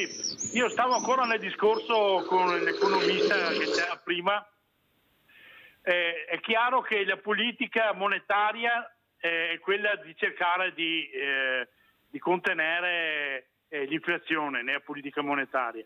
E per contenere l'inflazione, per salvaguardare i conti bancari, dirle in parole povere, i ricchi, si continua a creare una situazione che vediamo quando ci sono i governi delle destre, dove il denaro è distribuito con parsimonia, proprio, anzi neanche distribuito, perché vediamo la sanità, vediamo tutte quelle situazioni che prima avevano, con i governi di sinistra avevano i finanziamenti, penso al 110, e ora non ce ne hanno più. Perché? Perché mettendo meno denaro sul mercato l'inflazione resta stabile, perché la gente non spende e quindi si tutelano anche i poteri di acquisto dei soldi che sono nelle banche dei ricchi. Perché se comincia a partire l'inflazione, come è successo che mancavano materiali, si alzavano i prezzi, allora il denaro che ho in banca perde valore. Ed è per questo che le destre continuano a creare questa crisi. Le vogliono queste crisi, secondo me. Anche perché il discorso del 110 che ha portato sui debiti, c'è stato anni fa, il debito della Germania fu cancellato, quello di guerra. Abbiamo più o meno in tutto il mondo 300 mila miliardi di debiti. 100 mila miliardi sono degli stati e 200 mila miliardi dei privati. Questi debiti sono 3 volte la capacità di lavorare. Dovremmo in un'ora lavorarne 3 ed è impossibile. Quindi saremo già in default se in realtà non ci dicono tutte le cose come stanno. Cioè il fatto che noi continuiamo a pagare questi 90 e passa miliardi di milioni di euro sui interessi dei soldi che ci hanno prestato del debito pubblico, noi in realtà avremmo già pagato, il nostro debito non esisterebbe già più. La storia che abbiamo un super debito è solo per tenere i conti bancari dei ricchi stabili. Buona giornata. Abbiamo sentito le riflessioni di Claudio da Marano Vicentino. Non so se siamo riusciti a riprendere la connessione con il professor Massagli, che dovrebbe rispondere al nostro Claudio da Marano su questa politica monetaria e questa inflazione, che pure l'inflazione ha un nome e cognome, ma si fa capire, fatica a colpire. Adesso vedremo se riusciremo a fare questa connessione, perché sono parole importanti, sono riflessioni che le famiglie fanno a casa e hanno bisogno di sapere da persone competenti com'è la situazione, perché noi continuiamo a pagare, ma che pagano sono i soliti noti, sono persone che veramente non riescono neppure a respirare con queste tassazioni pazzesche, con questa burocrazia che sta soffocando completamente tutti. Vediamo se c'è Alex Maratin. Allora c'è Massagli, eccolo qua. Professor Massagli, ha sentito che politica monetaria dobbiamo creare per combattere l'inflazione, questa inflazione che ha nomi e cognomi ma nessuno li fa, ecco, questa potenza economica in mano a 10-20 super ricchi che dai loro yacht gestiscono tutto l'ambaradan, ecco perché è così, schiacciano i bottoni e i milioni si spostano. Com'è la situazione per questa famiglia, per questa persona che continua veramente a pagare, a versare, ecco, guai a sgarrare, bisogna pagare le tasse, se no ti colpiscono, e tanti invece se ne fregano, anzi trovano il sistema, come ha detto lei, dove mi sposto su quel paese così sono a posto. Prego professore. Ma non è l'Italia che deve fare una politica fiscale efficace per questo, ahimè. Ormai, essendo molto facile spostare persone e capitali, non solo in Europa, in tutto il mondo, alcune iniziative fiscali, alcune operazioni fiscali devono essere concordate tra i paesi, perché anche l'Italia provasse a modificare il fisco per andare più verso una direzione di famiglia, magari recuperando le risorse da alcune grandi imprese, anche multinazionali che hanno sedi operative in Italia, anche facesse così e lo facesse da sola, queste realtà molto velocemente si sposterebbero un passo oltre l'Italia, quindi andrebbero in Svizzera, in Austria, in Slovenia e comunque lavorerebbero sull'Italia. Per cui c'è bisogno su questo di un'iniziativa congiunta, innanzitutto europea, ma direi anche internazionale. In Europa si sta discutendo qualcosa di questo genere, perché l'Europa sta andando, è stato anche un argomento tra l'altro del G7 a livello internazionale. Lo trovate nel comunicato che i leader del G7 hanno fatto dopo la riunione. Una delle proposte che circola sempre più frequentemente è alcuni meccanismi di tassazione internazionale delle grandi imprese. Allora, effettivamente, se in tutti i principali paesi del mondo, quantomeno quelli più industrializzati, fosse similare la tassazione verso le imprese che lavorano su tutti i grandi paesi, allora questo renderebbe un po' meno facile l'opportunismo di queste realtà nello spostarsi dove c'è meno pressione fiscale. Poi, ciò detto, purtroppo noi vediamo degli esempi paradossali. Dicevo prima, io sono di Milano. Milano è una città decisamente europea e questo è anche una cosa positiva, però dall'altra è anche una cosa negativa, perché i prezzi, soprattutto nel settore immobiliare, ma in generale il prezzo della vita a Milano è cresciuto sensibilmente, anche perché l'intervento fatto dagli ultimi governi, credo che il primo intervento in questo senso sia del governo Conte, poi confermato nei governi successivi, di attrazione dei talenti dall'estero, che permette di far pagare una flat tax di 100.000 euro ai grandi capitali che trasferiscono la sede in Italia, o comunque le persone anche che si trasferiscono in Italia per almeno 8 mesi.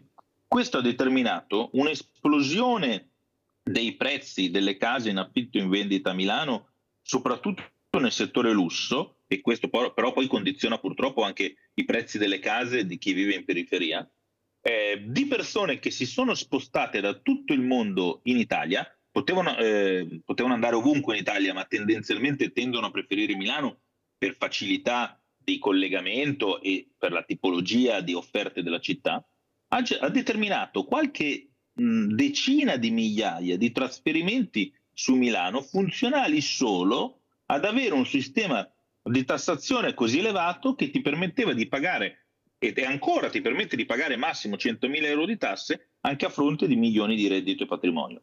Allora queste iniziative legislative certo permettono allo Stato di guadagnare qualcosa in più da un punto di vista fiscale, ma alla fin fine vengono indirettamente pagate dalle povere persone che non possono permettersi prezzi di questo genere, e infatti le persone che hanno stipendi normali stanno abbandonando Milano.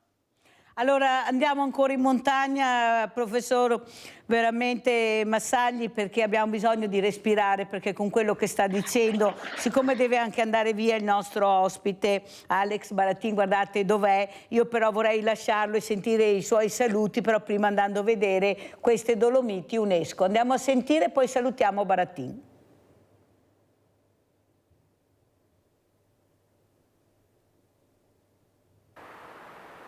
Si è concluso a Primiero San Martino di Castrozza il secondo corso dedicato agli amministratori locali dei comuni, tra cui il sindaco di Vigo di Cadore, delle unioni montane e delle comunità di valle, interessati dal riconoscimento UNESCO e impegnati nella gestione del bene comune. Nel momento in cui riusciamo ad amare dove viviamo, perché di fatto viviamo nelle Dolomiti, e riusciamo però ad avere anche una conoscenza di quelle che sono le sfide che ci attendono in futuro, è l'unico modo per riuscire a conciliare territorio, futuro e amministrazione. Amministratori e tecnici provenienti da vari enti locali trentini, altoatesini, veneti e friulani hanno approfondito la conoscenza dei valori che hanno determinato il riconoscimento UNESCO, mettendo a confronto le singole esperienze amministrative e delineando in questo modo gli scenari futuri alla luce della crisi climatica e delle diverse strategie di adattamento. È giusto radunare ogni tanto gli amministratori, discutere con loro di patrimonio mondiale e favorire anche uno scambio, una collaborazione reciproca fra amministratori di territori diversi.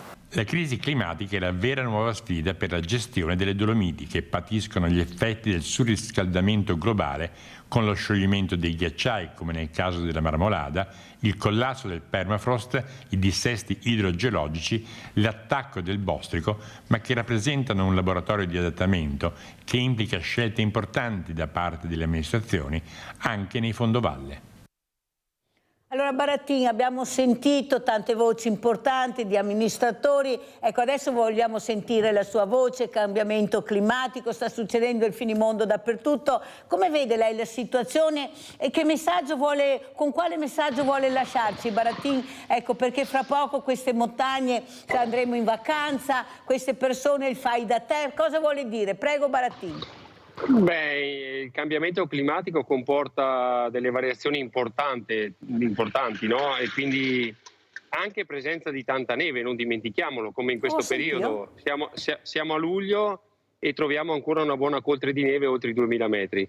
Come dicevamo prima, la nostra mentalità ormai è volta verso l'estate, ma non dimentichiamo che in quota c'è ancora tanta presenza di neve. Quindi attenzione, programmate molto bene la gita, tarate i percorsi sulla persona meno ambiente, quindi sui nostri figli, sulle persone più anziane, non fate grandi dislivelli nelle prime giornate di escursione e cercate di avere sempre un piano B, quindi quando il tempo non è dei migliori, avere sempre un'alternativa, o andare in un rifugio, in libreria, guardare un paesino, cercare di non forzare la mano, perché quando la forziamo ci troviamo in un ambiente che non è quello usuale di tutti i giorni, quindi diventa molto pericoloso per chi è con noi in quel momento.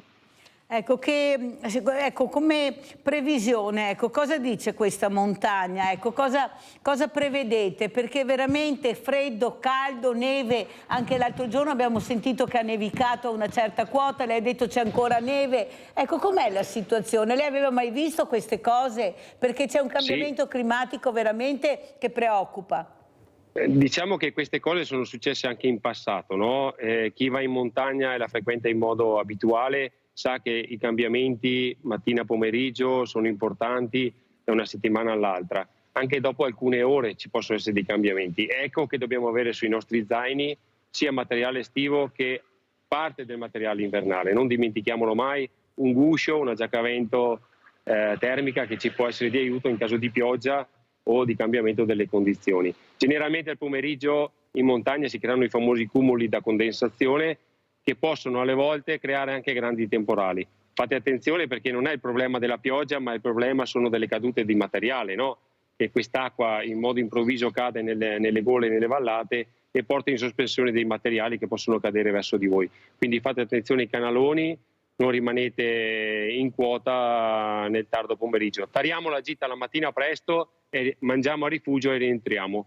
Tranne che abbiamo un itinerario che sono le alte vie classiche, quelle dolomitiche, dove abbiamo una tappa in quota. Allora lì arrivo in quota, però ho già un punto d'appoggio che è il rifugio.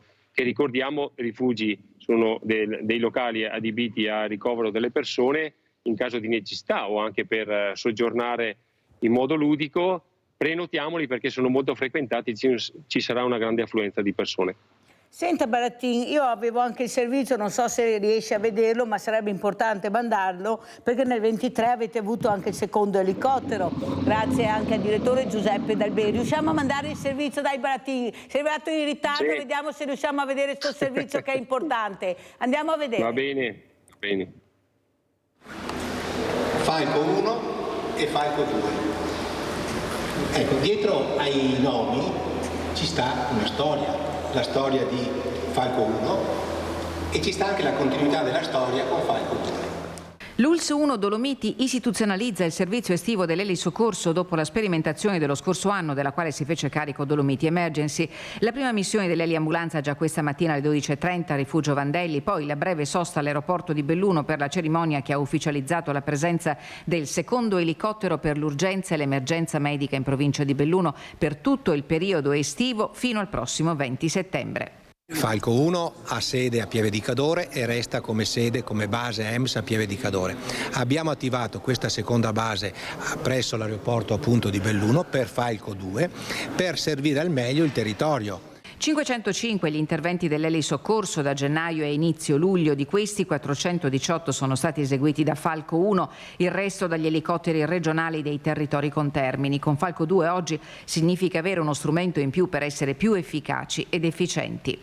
C'è una risposta importante da dare con elicotteri nostri, con mezzi nostri e con personale nostro. La struttura di Avincis, data in comodato d'uso gratuito all'ULSS 1 quale base di Falco 2, sarà in seguito acquistata dal Soccorso Alpino grazie al finanziamento della Regione Veneto, mentre il personale in servizio su Falco 2 viene messo a disposizione da Dolomiti Emergency tramite convenzione. Alla cerimonia per l'avvio del servizio erano presenti i dirigenti dell'ULSS Dolomiti, oltre al direttore regionale del SUEM Paolo Rosi, la presidente di Dolomiti Emergency Laura Menegus e il capo delegazione del Soccorso Alpino bellunese Alex Barattin. Laddove si può arrivare con un elicottero ben venga, però ricordiamo che non deve essere un taxi, ma è un mezzo salvavita e come tale va utilizzato e va centellinato. Un appello a tutti quanti che facciano mente locale prima di partire, guardate bene il meteo, guardate le condizioni dell'evoluzione che ci sarà e soprattutto un'attrezzatura adeguata. Buone gite a tutti quanti. Allora Barattin, ecco, come vuole commentare, concludere e soprattutto vorrei sapere da lei cosa succederà perché io domani faremo un convegno a SOS Territorio, il fiume Piave, sui bacini di laminazione perché se arriverà tanta acqua in qualche maniera bisognerà raggrupparla. Cosa ne pensa? Prego. Allora, per quanto riguarda il servizio che abbiamo appena visto, l'elicottero è un mezzo importantissimo come abbiamo ricordato. Ricordiamo anche che il 60% degli interventi che facciamo li facciamo via terra con il nostro personale, quindi l'elicottero è, come abbiamo ricordato, un mezzo salvavita e come tale deve essere utilizzato, quindi va impiegato in tutti quei casi dove abbiamo un rischio evolutivo importante. Ricordiamo che andare in montagna è bello, ma chi vi viene a soccorrere si pone in una situazione dove il rischio residuo è molto alto, quindi chiediamo di avere un'attenzione particolare alla programmazione della gita e soprattutto tararla nelle disponibilità della nostra preparazione fisica. Non esagerate mai e cercate di divertirvi senza incorrere in situazioni a rischio. E questa acqua, questi bacini di laminazione, lei come li vede, Barattin? Ma io li vedo in modo molto positivo, perché il bacino di laminazione è quell'area dove si può stoccare quel surplus d'acqua che può essere messa in riserva nei periodi di scarsa precipitazione, e può essere una valvola di sfogo quando ce n'è tanta di acqua, e quindi andando a limitare i danni. Mi sembra che la Regione Veneto è a buon punto. Sicuramente creare i bacini crea anche disagio, perché ci sono le imprese che lavorano, ci sono i camion che percorrono le nostre viabilità, ma è un investimento sulla nostra sicurezza e sul nostro territorio. Quindi un plauso alla Regione per quello che è riuscita a fare, almeno in Veneto, in modo importante. Ecco, abbiamo sentito anche il parere favorevole di Alex Baratin, perciò una persona competente per questi bacini di laminazione, perché questo convegno verrà fatto proprio per capire, ci saranno i contrari, ci saranno i favorevoli, però noi abbiamo bisogno anche di comprendere, ecco, questo impatto, ecco, che sarà molto importante, ecco, da che parte stare, e ognuno farà le proprie riflessioni, però anche noi vogliamo capire. Allora noi ringraziamo tantissimo Alex Baratin, delegato zona Dolomiti Belluno Soccorso Alpino, di essere stato con noi. Grazie e buona domenica, visto il posto dove si trova, più bello di così non si può, neanche se lo inventi, perché abbiamo le montagne più belle del mondo. Prego Baratin.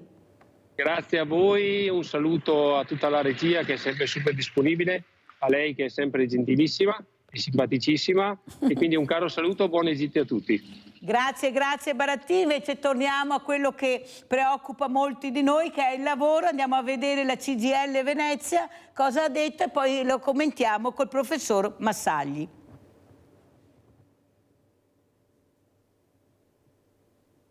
Demografia, mercato del lavoro e retribuzioni in Veneto. Il rapporto annuale di IRES, presentato nella sede regionale della CGIL a Mestre, disegna un quadro in chiaroscuro, a partire dal processo di invecchiamento della popolazione che colpisce anche il mondo del lavoro. Abbiamo poi l'altro dato che emerge, che il lavoro in Veneto c'è sicuramente, ma che le assunzioni sono per lo più precarie, e questo rappresenta un tema di problematica per le persone che vengono inserite con questa tipologia contrattuale, per la prospettiva di vita futura. Il lavoro è precario, ma c'è. Negli ultimi anni i tassi di occupazione nazionale sono sempre inferiori di circa 7 punti percentuali rispetto al Veneto. C'è poi il fatto che rimane una grossa differenza di stipendio tra uomo e donna, del 29% nella retribuzione media annua, dovuto solo in parte alla maggiore presenza di contratti part-time tra le lavoratrici. Tra i full-time la differenza della retribuzione media annua tra uomo e donna è del 16%, 5.500 euro. Una grande differenza di genere importante in tutti gli ambiti lavorativi e in tutte le tipologie di assunzioni. Chiaramente questo dato si accentua rispetto a chi è assunto in maniera precaria. Abbiamo anche in Veneto migliaia di lavoratori che sono assunti in maniera precaria, che sono sotto i 10.000 euro di reddito, e che un reddito che di fatto è sotto la soglia di povertà. Professor Massagli, come commenta questo servizio? Abbiamo sentito dei dati, dei numeri che fanno veramente riflettere. Questa donna che fa sempre più fatica ad avere quello che gli aspetta di diritto, che è uno stipendio uguale a quello dell'uomo. Come mai? Cosa è successo? Ecco, perché così colpire proprio questa fragilità che ha già tanti problemi? Prego. Sì, mi concentrerei sul dato femminile, perché sull'altro francamente non sono molto convinto, nel senso che noi in questo momento in Italia non abbiamo un problema di quantità del lavoro, sicuramente non lo abbiamo nel nord. Mai nella storia d'Italia si erano registrati 24 milioni di occupati, che è il numero di occupati che abbiamo oggi. E il motivo uno dei fattori, uno degli ambiti che è cresciuto di più è l'occupazione a tempo indeterminato. Cioè rispetto a qualche anno fa è scesa in modo anche rilevante la percentuale dei contratti a termine, cosiddetti precari, rispetto ai contratti a tempo indeterminato. Ma questo è ovvio.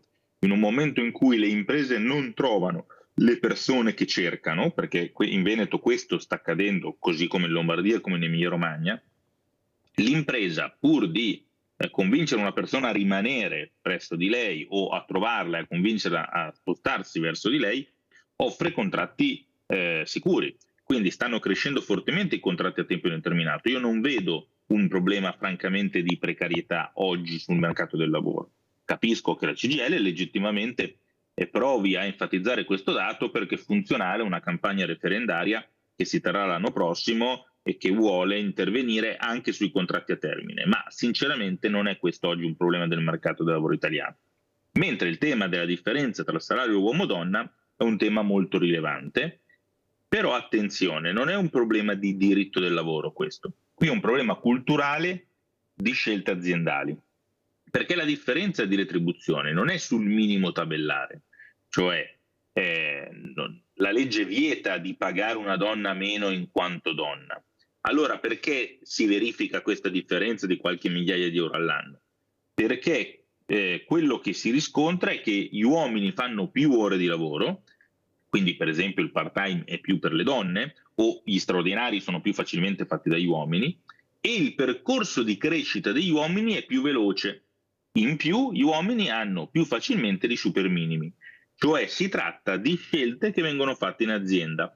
Questo perché accade? Perché sulla donna, per motivi culturali che vanno corretti insomma col tempo, ma attenzione che la cultura non si corregge con le leggi, perché se facessimo così diventeremo uno Stato etico. La cultura si corregge con l'educazione della persona e la persona si educa nei contesti sociali dove cresce, non si educa con le leggi. Comunque, il motivo di questo è dato dal fatto che i carichi di cura familiare che allontanano la persona dal lavoro sono nella larga parte gestiti dalle donne e quindi la donna ha meno tempo per fare gli straordinari, dice di no, o ha bisogno del part-time o è più assente in azienda e quindi nel percorso competitivo interno viene svantaggiata rispetto agli uomini. E questo è il motivo per cui si verifica questo dato che invece, su questo ha ragione la CGIL, certamente in un mercato progredito del lavoro come quello del nord Italia va corretto. Però professor Massagli, non è che forse è vero quello che lei dice, però si doveva puntare più sulla formazione, perché è facile dire mancano, ma dovevi anche pensarci prima. Noi avevamo degli ITIS che funzionavano benissimo, sono stati demoliti, allora c'è qualcosa che non torna, adesso chiedi quello che c'era e che tu hai cancellato. Ecco, perché veramente non si riesce a capire quando funziona qualcosa di buono in Italia, ecco, viene tolto. E allora noi ci ritroviamo che mancano le figure, ma la formazione non l'abbiamo fatta. Io porto sempre quel ragazzo che cercava lavoro, convinto che era meccanico, e gli hanno chiesto che doveva avere il patentino del meccatronico. E chi me l'ha mai chiesto? Ha detto, e cos'è sta roba? Nessuno sapeva. Capisci che non ci siamo proprio, professore? Esigono ma non fanno crescere, non informano. La scuola di formazione, la formazione dov'è? Prego, adesso si inizia. Allora, adesso ci si è accorti che si sono state le scuole tecniche professionali, le scuole industriali una volta si chiamavano, che hanno reso grande il tessuto imprenditoriale italiano, e devo dire che negli ultimi anni si è ricostruita un po' la filiera tecnologico-professionale e anche il potenziamento degli ITS, che sono istituti terziari, proprio per formare queste nuove figure, per esempio il meccatronico, stanno andando molto bene. Però stiamo pagando 20-30 anni in cui si è detto che l'istruzione tecnica professionale valeva meno e che tutti bisognava fare licei, e questo purtroppo lo stiamo pagando oggi. L'altro aspetto, però, attenzione, guardate che questo è un tema rilevante che viene sottovalutato. Il problema di oggi non è solo che i giovani magari escono poco formati, perché oggi l'impresa, avendone bisogno, anche in quel caso li prende e li forma lei. Il problema è che non ci sono più giovani, cioè noi abbiamo un divario, un problema demografico immenso. L'Italia è il secondo paese del mondo delle economie avanzate dopo il Giappone, per tassi di natalità, cioè in peggio dico. Quindi noi, continuando così, oltre a diventare un paese piccolo, e quindi usciremo sicuramente dai G7, G8, perché noi una volta eravamo un paese da 60 milioni, se continuiamo così saremo un paese da meno di 40 milioni di persone, e le dimensioni contano, quantomeno nella geopolitica internazionale, ma oltre a questo, noi solo tra 10-15 anni avremo 3 milioni di giovani in meno rispetto agli anni 2000. E quindi il punto è anche che i giovani non ci sono più.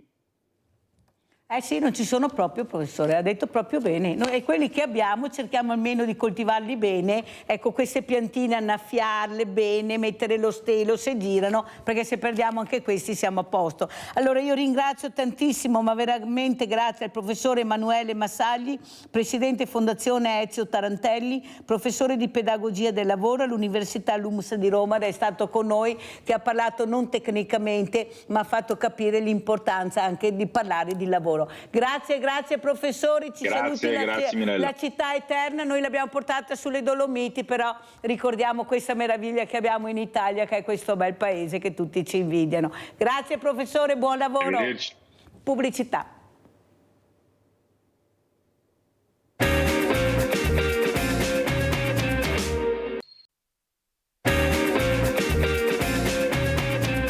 Ringrazio altri due graditissimi ospiti, abbiamo in presenza il dottor Tiziano Cenedese, presidente Centro Marca Banca, che ringrazierò sempre anche per il supporto che sta dando questa banca, e va detto, a tutte quelle realtà che hanno bisogno di supporto, anche le fragilità. Saluto anche Marzio Favaro, consigliere regionale della Lega. Grazie Favaro di essere qui con noi, anche lei. Buona giornata. So che fra poco ci deve lasciare, perciò partiamo proprio con la politica. Politica che vuol dire tante cose, vuol dire fragilità, vuol dire povertà, vuol dire amministrazione, bisogna avere buoni amministratori che rispondono alle esigenze del territorio, questo ricco nord-est che non si sa come ma non è più, anche se siamo ancora i primi, come ha detto il professor Massagli.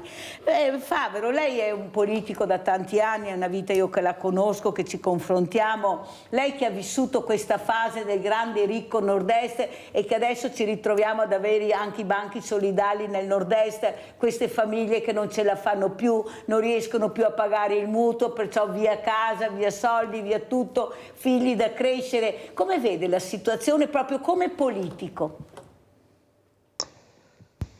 Credo che stiamo pagando la mancanza di riforme strutturali nel nostro Paese. Noi abbiamo un'esposizione debitoria che è straordinaria e che si riflette, che piaccia o meno, anche sulla spesa sociale e sul welfare, che va ridiscussa nel suo insieme. Non lo dico io, lo dice anche un filosofo che è su posizioni politiche molto lontane dalle mie, che è Massimo Cacciari.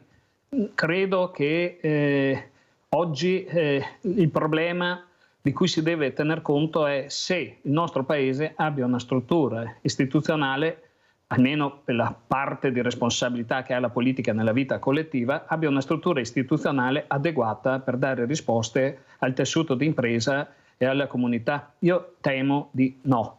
Non dimentichiamo che il Veneto di 30 anni fa era diversa, perché diversa era la situazione politica e economica internazionale. Dal 2007 è iniziata una crisi finanziaria che poi si è ripercorsa anche nel funzionamento dei sistemi produttivi del mondo intero, che ha messo in discussione tanti dogmi.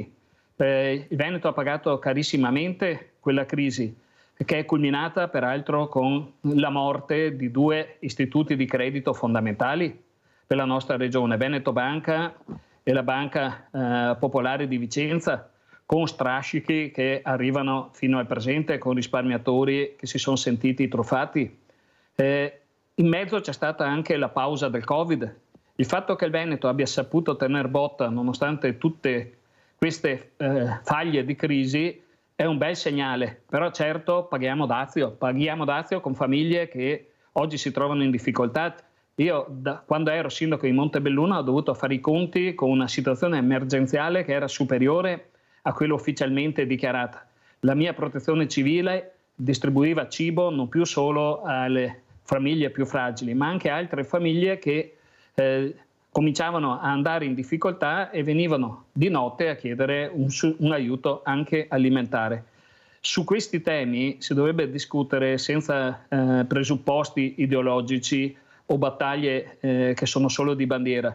Dovremmo andare a capire perché il nostro Paese ha da un lato un'imposizione fiscale assurda su chi paga le tasse, dall'altro sembra essere troppo debole nel perseguire l'evasione fiscale, perché se quasi metà degli italiani paga meno di 15.000 euro, denuncia meno di 15.000 euro di entrate all'anno, c'è qualcosa che non va, perché allora dovremmo distinguere fra i poveri veri e quelli che poveri lo sono solo dal punto di vista formale. Qualcuno ha detto Favero, mi scusi, ha toccato, apriamo una parentesi perché è giusto anche confrontarsi. È vero quello che lei dice, è verissimo perché è la storia, però mi scusi, voi siete stati al governo come Lega e nessuno ha avuto il coraggio di toccare questo con mano. Noi abbiamo i banchi solidali perché i stipendi non sono cresciuti da una vita, le pensioni lo stesso e per fortuna c'è stato il mondo del volontariato e dell'associazionismo che ha messo una pezza anche durante il Covid, perché noi portavamo a casa la borsa della spesa a queste persone grazie anche all'aiuto di queste persone col 5 per 1000, con le buste che arrivavano, con i generi alimentari che arrivavano. Ma io l'ho detto prima, ma parlo in generale, politici e i banchi solidali ne vendiamo pochissimi. Io in 14 anni ce ne ho visto 4, sono tanti e sono a 50 metri dalla provincia, però passo al Presidente, ecco, che ringrazio veramente perché lui sta sopportando anche le fragilità, che è il dottor Tiziano Cenedese. Come commenta le parole di Marzio Favero, che ha parlato anche di banche, di struttura, questa struttura importante? Prego. Il professor Marzio Favero ha fatto delle premesse molto importanti e anche molto corrette, però secondo me l'osservazione sua, devo essere sincero, è ancora più coerente, perché devo essere sincero, circa un mese fa, ante elezioni, un ministro molto importante, molto bravo tra l'altro, dell'attuale governo, quindi io non faccio politica per carità, ha proposto una misura anti-evasione molto importante che è stata cassata in 3 giorni proprio dallo stesso governo, dallo stesso partito che ci rappresenta anche il signor Favero. Per cui non riusciamo a capire dove vogliamo andare, vogliamo combattere o non combattere questa. È vero, ci sono persone che dichiarano 15.000 e quindi, l'ha detto lei, quindi cosa facciamo? C'è chi al governo non è oggi, secondo noi. Ci sono delle persone molto brave, ma evidentemente c'è qualche problema di capirsi in qualche modo. Teniamo presente che a noi siamo diventati il braccio operativo per quanto riguarda il sostegno di tutte le associazioni. Una frase molto bella che ha detto il professor Favero è: dovremmo superare un pochino l'aspetto ideologico per quanto riguarda, perché diciamo l'aiuto a un'associazione diversamente abile, un banco alimentare, non è né di destra né di sinistra, è un sostegno a chi ha qualche. Io vorrei capire perché qualcuno la categorizza in un'area piuttosto che in un'altra. Non lo è, noi ci siamo in mezzo, portiamo rispetto, io quando entrai ancora 15 anni fa, rispetto alle richieste che abbiamo oggi, è evidente che il settore pubblico è venuto meno, è scomparso. Lo si può intuire perché non ci sono le risorse, eccetera. Va bene utilizzare le nostre, perché noi siamo una cooperativa, lo dice la parola stessa, cerchiamo di cooperare. Tutto quello che raccogliamo va redistribuito anche al banco alimentare quando ci sarà la richiesta, però quella è la nostra funzione. Tant'è che mi dà sono un pochino a disagio quando ci chiamano banca, perché è vero che siamo banca, ma lo siamo per motivi legislativi, in realtà siamo un istituto ad alto valore sociale. Però il nome stesso, Presidente, vede, io dico sempre che questo grande nord-est è stato fatto, e l'ha detto prima anche il professor Massagli, non dalle multinazionali, è stato fatto dall'artigiano, è stato fatto dal commerciante, è stato fatto dalla piccola realtà che avevamo, ma erano in tanti che lavoravano, che producevano, che creavano. Questo è stato grande, questo traino dell'Italia che era il nord-est, di queste famiglie che si rimboccavano le maniche e creavano attività dal niente. Poi cosa è successo? È successo che è arrivata una burocrazia infernale, una tassazione infernale, associazioni di categoria che invece di accompagnare in un percorso, perché l'artigiano rimaneva nella sua a lavorare, non poteva rimanere in ufficio, non è stato accompagnato. Associazioni di categoria che sono diventati commercialisti e basta, invece dovevano supportarlo su quella che era questa creatività, che lui lavorava, non riusciva come burocrazia a superarla. Professor Favero, lei lo conosce conosce bene questo territorio che ha dato tanto. Chi avrebbe mai immaginato che sarebbe successo questo artigiano, questo operaio, ecco l'ultima ruota della catena, anzi l'abbiamo visto anche nelle televisioni, ecco l'artigiano evasore, ma pensate voi, perché si è fatto la casetta con la moglie lavorando sabato e domenica, però nessuno l'ha protetto, professor Favero, nessun partito ha preso veramente le difese di questo artigiano, del commerciante, dell'operaio, tutti assieme, tutti evasori o non voglio di lavorare. Prego, professor Favero. Cerco di essere molto franco, Mirella, sai che io non parlo rimanendo dentro gli steccati del recinto di partito. Non lo inviterei neanche. Allora, le dico la verità, vedo una differenza di comportamento radicale fra chi è in trincea nel territorio e amministra nei comuni, nelle province e nelle regioni, cioè vicino ai cittadini, e chi finisce a Roma. Perché a Roma le logiche degli equilibri finiscono con far sì che le posizioni dell'uno o l'altro partito si neutralizzino a vicenda e alla fine prevalga un approccio gestionale che sembra non subire nessun colore politico. Sembra quasi che il vero potere sia in quello che in America si chiamerebbe deep state, cioè lo stato profondo, gli apparati burocratici. Dicevo prima che io trovo inadeguata la proposta di ricostituire il redditometro, intanto perché si è dimostrato una misura inefficace, ma poi soprattutto perché oggi lo Stato dispone di un controllo informatico sulle attività economiche delle persone che da solo dovrebbe consentire di individuare le sacche di evasione e di individuare anche, attenzione, i fattori di criticità che possono interessare anche la piccolissima impresa. La Lega, con i suoi 1000 difetti che oggi rappresento in questa trasmissione, per anni è stata soprattutto la voce dei protagonisti di una grande rivoluzione, la rivoluzione del quarto e del quinto Stato, cioè degli artigiani, dei contadini, degli operai che a un certo momento si sono reinventati come imprenditori.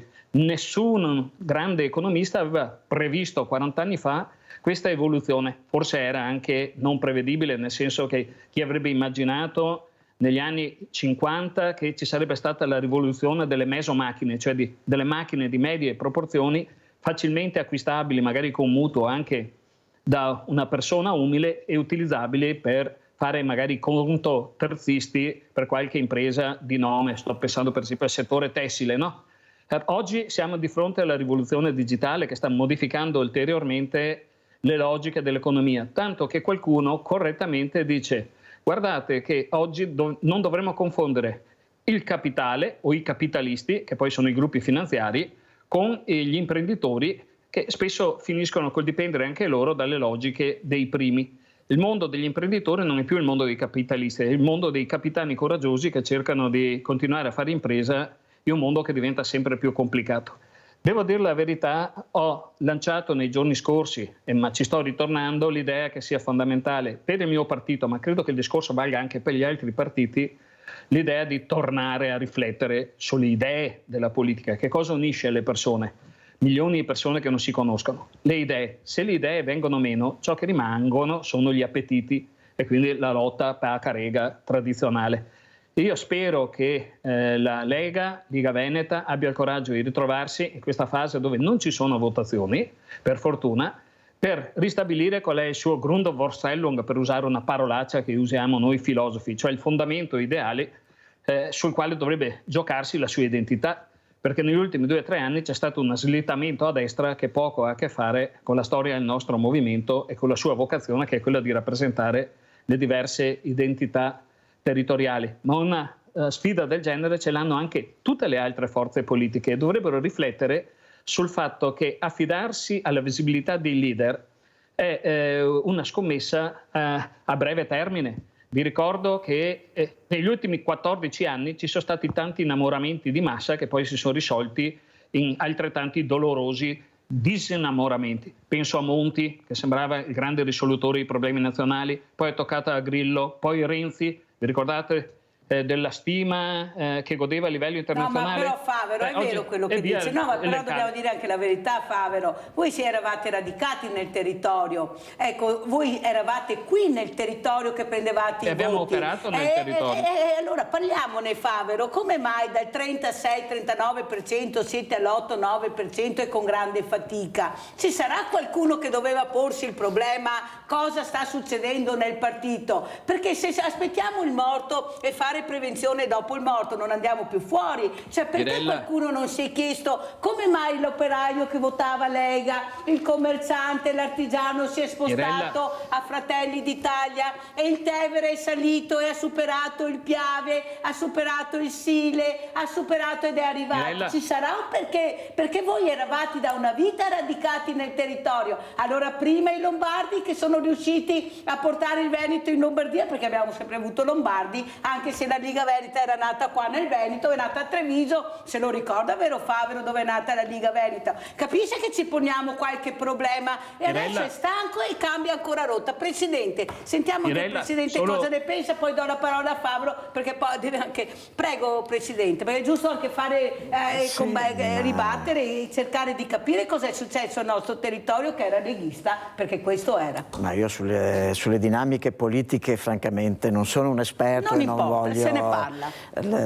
Se ne parla. È ovvio che è venuto meno quello che rappresentava un pochino il contatto col territorio, avevano una grandissima forza, oggi è venuta meno anche era un modello politico che secondo me poteva anche funzionare, oggi è venuto meno anche quello.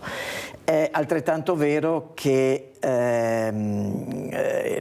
le figure, quelle che vengono definite quei partitici cioè collegati a una persona, oggi sono molto volatili. È cambiato anche l'elettorato, perché ovviamente le persone cominciano a trasformarsi. I giovani purtroppo, lo vedo perché lo sento anche da mio figlio e dai compagni di classe di mio figlio, non sono così attratti dalla politica, perché tanto decidono tutto loro, fanno tutto loro, sta cosa. È venuto meno anche questa formazione sul territorio in qualche modo. È altrettanto vero, vorrei fare un passettino indietro, che il Veneto è un mondo, i veneti sono una popolazione eccezionale, nel bene e talvolta anche nel male. Cosa mi riferisco proprio ai due fatti citati da professor Favero, cioè il venuto meno di due importanti istituti di territorio. È ovvio che questo è un dolore, è stata un dramma. Sono stati bravissimi a supportare questa crisi, però per perdere 10 miliardi di euro sul territorio non c'è stata una rivoluzione. Questo io mi chiedo. Noi non ci lamentiamo, continuiamo a lavorare, recuperiamo le perdite.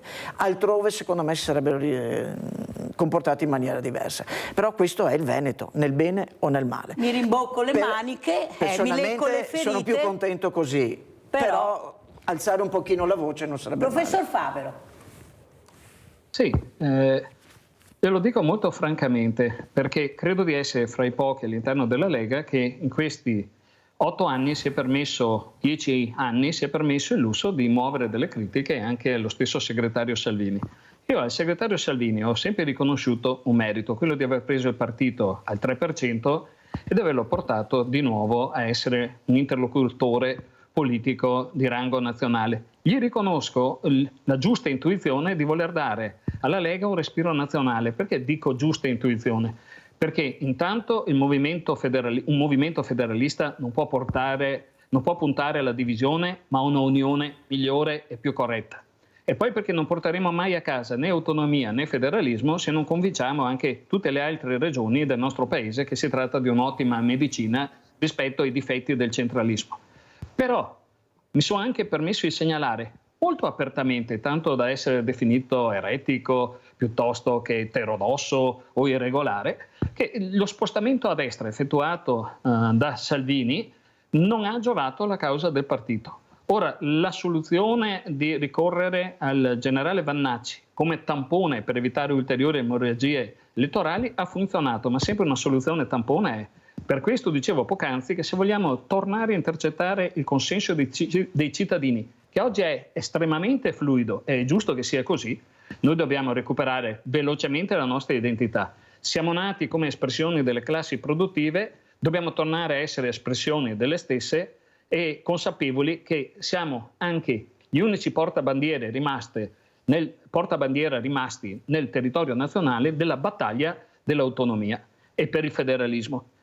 Attenzione, anche qui muovo un'altra contestazione a Salvini, è la sua idea che serva meno Europa. No, noi non abbiamo bisogno di meno Europa, abbiamo bisogno di un'Europa diversa, più strutturata, che abbia un ordinamento federale, ove il Parlamento conti davvero, perché attualmente il Parlamento è marginalizzato, visto che l'iniziativa legislativa ce l'ha la Commissione europea, la quale a sua volta dipende dal Consiglio europeo formato dai capi di Stato, dai capi di governo che si trovano fra di loro e raggiungono delle intese che non sono degne di una federazione, ma al massimo di una confederazione, che è poi la vera natura che ha in questo momento l'Unione Europea. Per questo è così fragile e incapace di difendere i territori del vecchio continente, tanto dai flussi migratori incontrollati quanto da vicende belliche che non fanno sicuramente né gli interessi degli umili né quelli del nostro continente. Senta, professor Favero, io l'ho sempre ammirata per la sua competenza, la sua pacatezza, anche avendo coraggio di dire, come giustamente dice lei, andando anche contro il suo partito quando le cose non andavano. Ma non le sembra che quando si parla di Europa dovevamo capire già da anni di mandare delle persone competenti, delle squadre competenti? Lo so io che è così, però professore, questa è la verità. Quando io mi sento un professore di diritto internazionale che dice: sai Mirella, io faccio fatica quando vado in Europa a confrontarmi di diritto internazionale, quella volta davanti alle telecamere ha citato Iva Zanicchi, con tutto il rispetto che ho per Iva Zanicchi, ha detto: ma come faccio a parlare di diritto internazionale con Iva Zanicchi? Non è che tutti quanti i partiti, invece di pensare all'Europa dove c'erano i soldi, c'erano da portare progetti importanti, perché là ci sono i soldi, non a caso sono tutti là a Bruxelles. Ecco, forse anche i partiti dovrebbero capire il bene della comunità e mettere squadre valide, come ha fatto la Spagna, come ha fatto altri paesi, che portano anche hanno già progetti per i futuri prossimi soldi che arriveranno. E noi siamo fermi, andiamo a vedere chi abbiamo o chi c'era. Capisce, professore, che i ragazzi, come dice lui, anzi io sto cercando di dire che dobbiamo dare il voto ai sedicenni se vogliamo cambiare questo mondo, come gli diamo il patentino per metterli nella strada, facciamoli votare, responsabilizziamoli, perché non è vero che non sono preparati, forse sono preparati dei trentenni, i quarantenni che hanno le idee più chiare. Professore, non andiamo da nessuna parte se non vediamo gente competente, prego. Mirella, poi chiudo e vi saluto, e saluto anche il tuo ospite, di cui ho apprezzato le riflessioni. È da 20 anni che sostengo che in politica dovremmo ritornare all'antica idea latina del cursus honorum. Ogni politico deve fare il percorso dalla base prima di arrivare al vertice. Prima si entra nel consiglio comunale, poi se si è bravi si fa il sindaco o l'assessore, poi se si dimostrano qualità si va in provincia, quindi in regione e solo alla fine a Roma. I più bravi di tutti possono essere mandati a conclusione della loro carriera in Europa. Altrimenti non ne usciamo, ma guardate che io vedo in consiglio regionale la differenza di impostazione mentale che c'è fra chi è stato nei ranghi degli enti locali e chi non c'è mai stato. Per gli amministratori o ex amministratori locali il problema della concretezza e di dare risposte immediate ai cittadini è fondamentale. Per chi invece non ha mai passato un giorno all'interno di un comune, valgono riflessioni che appartengono di più al mondo del politichese. E quando sento dire che la politica è una cosa e un'amministrazione è l'altra, scoppio a ridere, perché politica deriva da polis, che significa gestire una città, cioè amministrare. Se un politico vi dice che lui non amministra perché fa politica, diffidate immediatamente di lui anche come persona. E qua vi saluto. Allora aspetti, perché prima di salutarla sentiamo come la saluta il presidente veramente importante, il dottor Tiziano Cenedese, presidente Centromarca Banca. perché è una persona che sta cercando di dare risposte al territorio, quello che non fa la politica. Cosa vuole dire a Marzio Favero, che è anche consigliere regionale, che è un politico da una vita? Sì, ma proprio al professor Favero non posso dire nulla perché condivido, diciamo, il 99% di quello che ha detto, per cui magari qualche sfumatura non siamo proprio perfettamente allineati, ma è così, ha ragione, nel senso... la classe dirigente dovrebbe avere una formazione che sia politica da un lato ma anche culturale, mi permetta, ci vuole, perché un avvocato deve fare un percorso e superare degli esami e pagare se sbaglia, un commercialista altrettanto, un imprenditore. Il politico in realtà, da questo punto di vista, avendo tra l'altro una responsabilità sociale importante, a certo non ha, una volta c'erano le vecchie, professore, c'erano le vecchie scuole di partito da una parte e dall'altra, c'è poco da fare, avevano un senso, educavano alla politica, poi c'è chi andava un po' più di qua, chi un po' più di là, ma il problema è che io rimpiango i vecchi Spadolini, Moro, gli Andreotti, ma anche partendo da Almirante a Enrico Berlinguer, quello era un mondo che io rimpiango. Di sicuro non avrebbero fatto le risse che abbiamo visto in Parlamento. Qua bisogna dirlo. Ecco, di sicuro non avrebbero fatto quelle risse. Allora salutiamo il professor Marzio Favero, consigliere regionale della Lega. Grazie Favero di essere stato con noi, veramente grazie. Ci risentiremo, vedremo che classe politica nuova metterà anche il suo partito, se le sue parole saranno ascoltate, ma soprattutto Presidente Cenedesi, qui bisogna andare avanti, non c'è niente da fare. Le famiglie hanno bisogno di risposte, hanno paura di investire, ecco, con quello che è successo, che ha anche ricordato, io l'ho invitato per dare anche un segnale di fiducia, di positivi, di fidarsi, dobbiamo anche continuare a non tenere più i soldi nel conto corrente ma di investirli. Cosa vuole dire, Presidente? Ecco, guardi, arrivo proprio da questa settimana dove abbiamo fatto delle analisi proprio su questa tematica. A parte i casi estremissimi, noi pensavamo che la crisi colpisse a novembre-dicembre dello scorso anno, non ha colpito. Ora cominciamo a vedere i primi segnali, attenzione, ma meno drammatici di quello che pensavamo. Però c'è un altro segnale che abbiamo rilevato in tutto il mondo del credito, parlo anche a livello nazionale, non necessariamente locale, i risparmi stanno aumentando. E dirà, beh sì, è positivo da un lato, ed è vero, però attenzione che l'economia si sostiene quando c'è un equilibrio tra investimenti e risparmio, perché se oggi per me l'eccesso di risparmio è un segnale di sfiducia, perché non so cosa succederà domani, non mi cambio più la giacca, non mi cambio più il maglione. Non mi lavo più? Mi lavo meno, perché se mi lavo più è un disastro. Non si lavano proprio.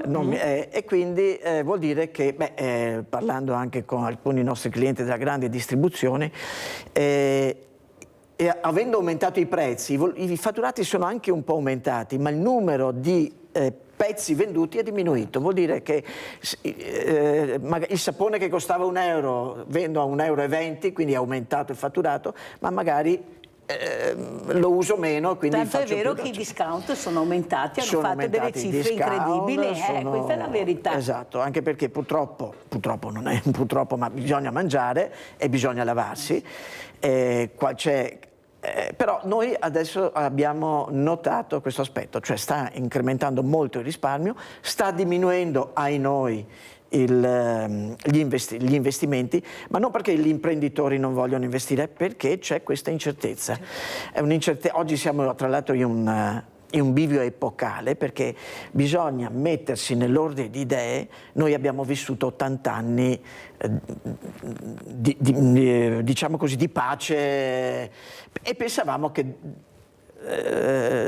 fosse all'infinito questo. Non è così.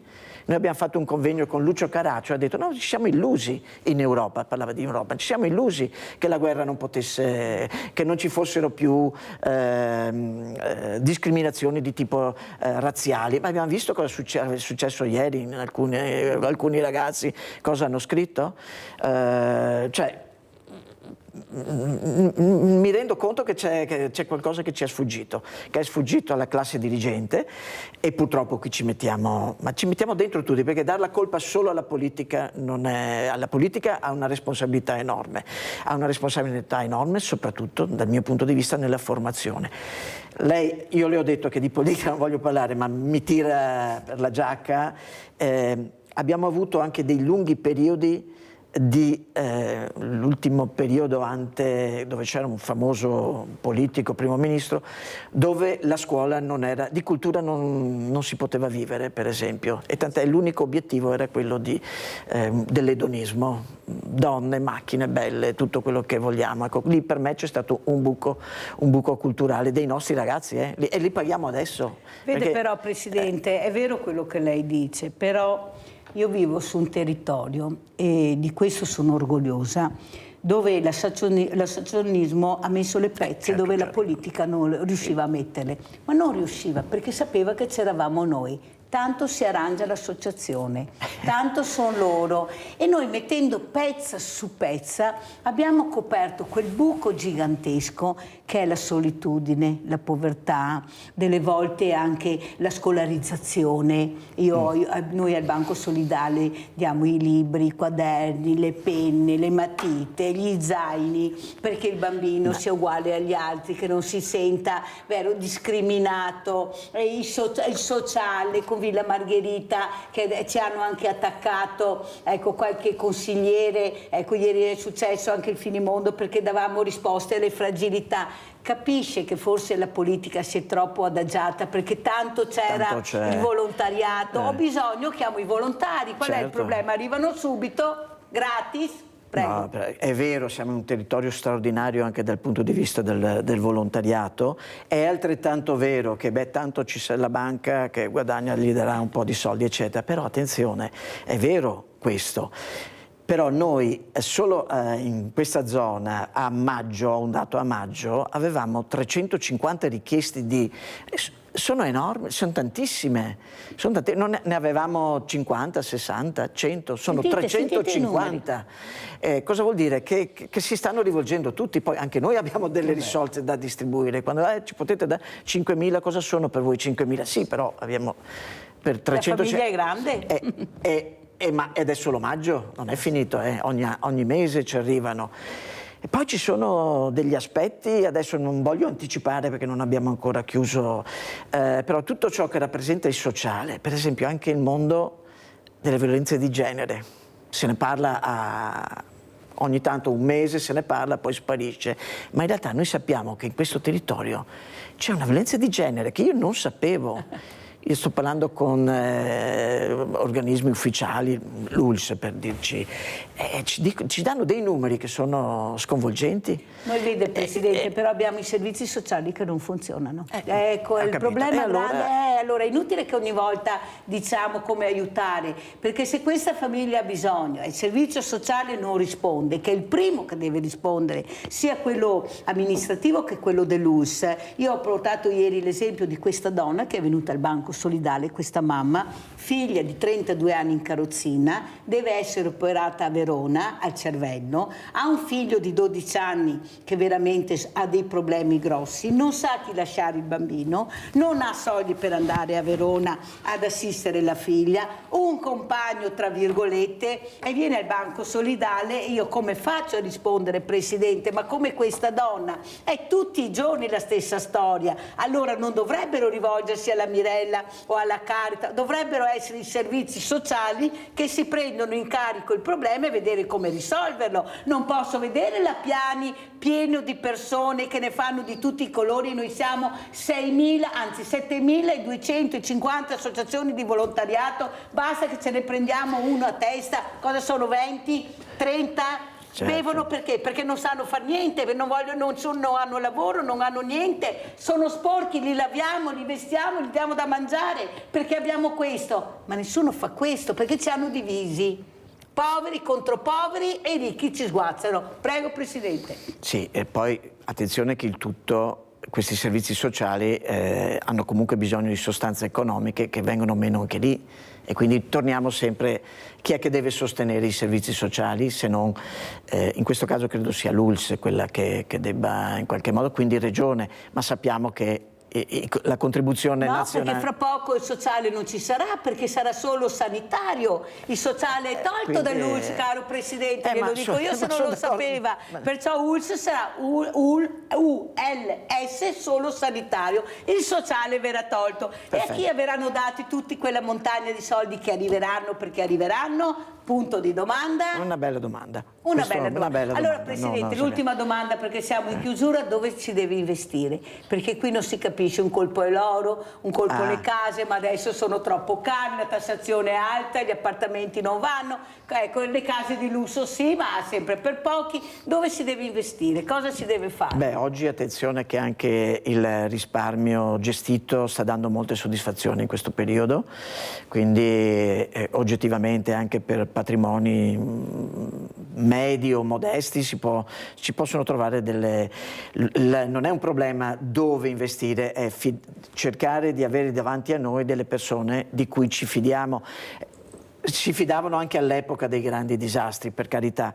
Cerchiamo di essere un pochino più attenti, questo sì, lo dico, i veneti si fidano, vediamo di fidarci delle persone giuste. Tutto il nostro mondo del credito cooperativo, tutto, non sto parlando di noi in particolare, del Centromarca, ma io ritengo che sia una struttura di cui ci si può fidare ciecamente. Abbiamo dei sistemi anche di controllo molto elevati a più livelli, per cui non potrà più succedere quello che è successo altrove. Quindi la casa è sempre un bene rifugio, attenzione. Oggi ci sono certi settori dell'industria delle abitazioni che è addirittura un pochino in calo, ma secondo me è il momento anche di comprare, se fosse questo il problema. Però questo vuol dire che abbiamo del risparmio abbastanza, oppure abbiamo dei figli a comprargli la seconda. Quello io lo investirei, però teniamo presente che anche investire in alcuni titoli danno molta soddisfazione, titoli della banca, titoli governativi, fidiamoci dell'Italia. Basta così, Presidente. Io ringrazio tantissimo il dottor Tiziano Cenedesi, Presidente Centromarca Banca, di essere stato con noi. Ecco, sperate, fidatevi, come dice lui, andate con le persone giuste. Grazie, grazie. E adesso andiamo a pranzo con la proposta di Mirella. Riso e patate. Con le patate viene prodotta in Polonia, ma anche in Russia e in Finlandia, una famosa acquavite conosciuta e apprezzata in tutto il mondo. Il suo nome è vodka.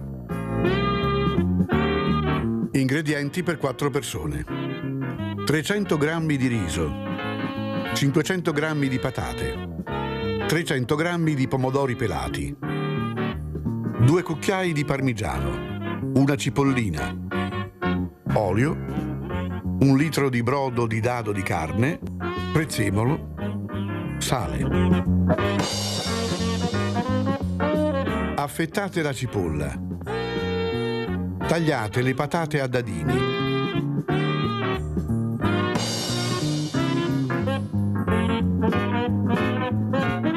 Nell'olio d'oliva fate rosolare la cipolla.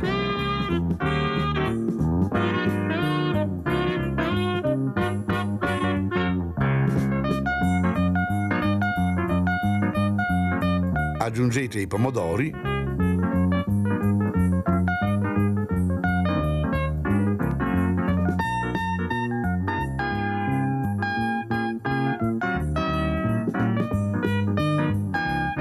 e un mestolo di brodo.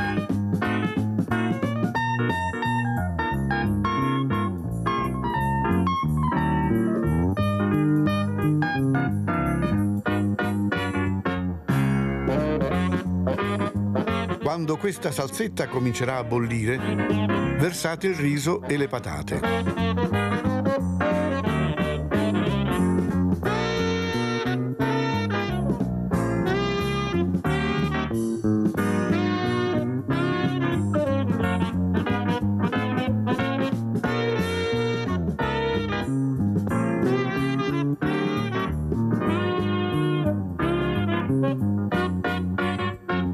Se necessario, aggiungete qualche mestolo di brodo.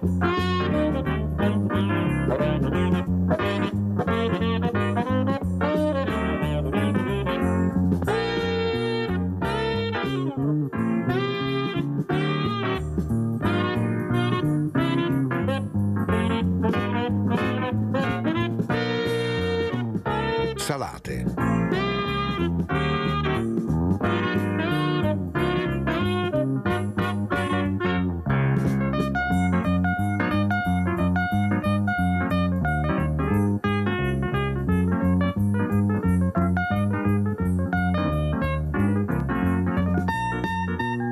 A cottura completa, ultimate con prezzemolo tritato e parmigiano grattugiato.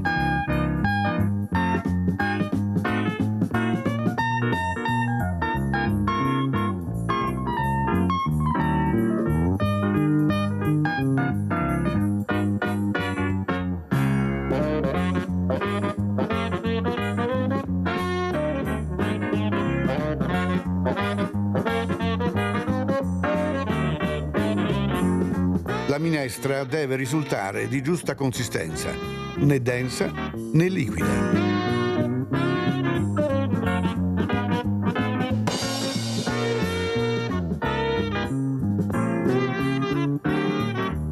Servite e buon appetito!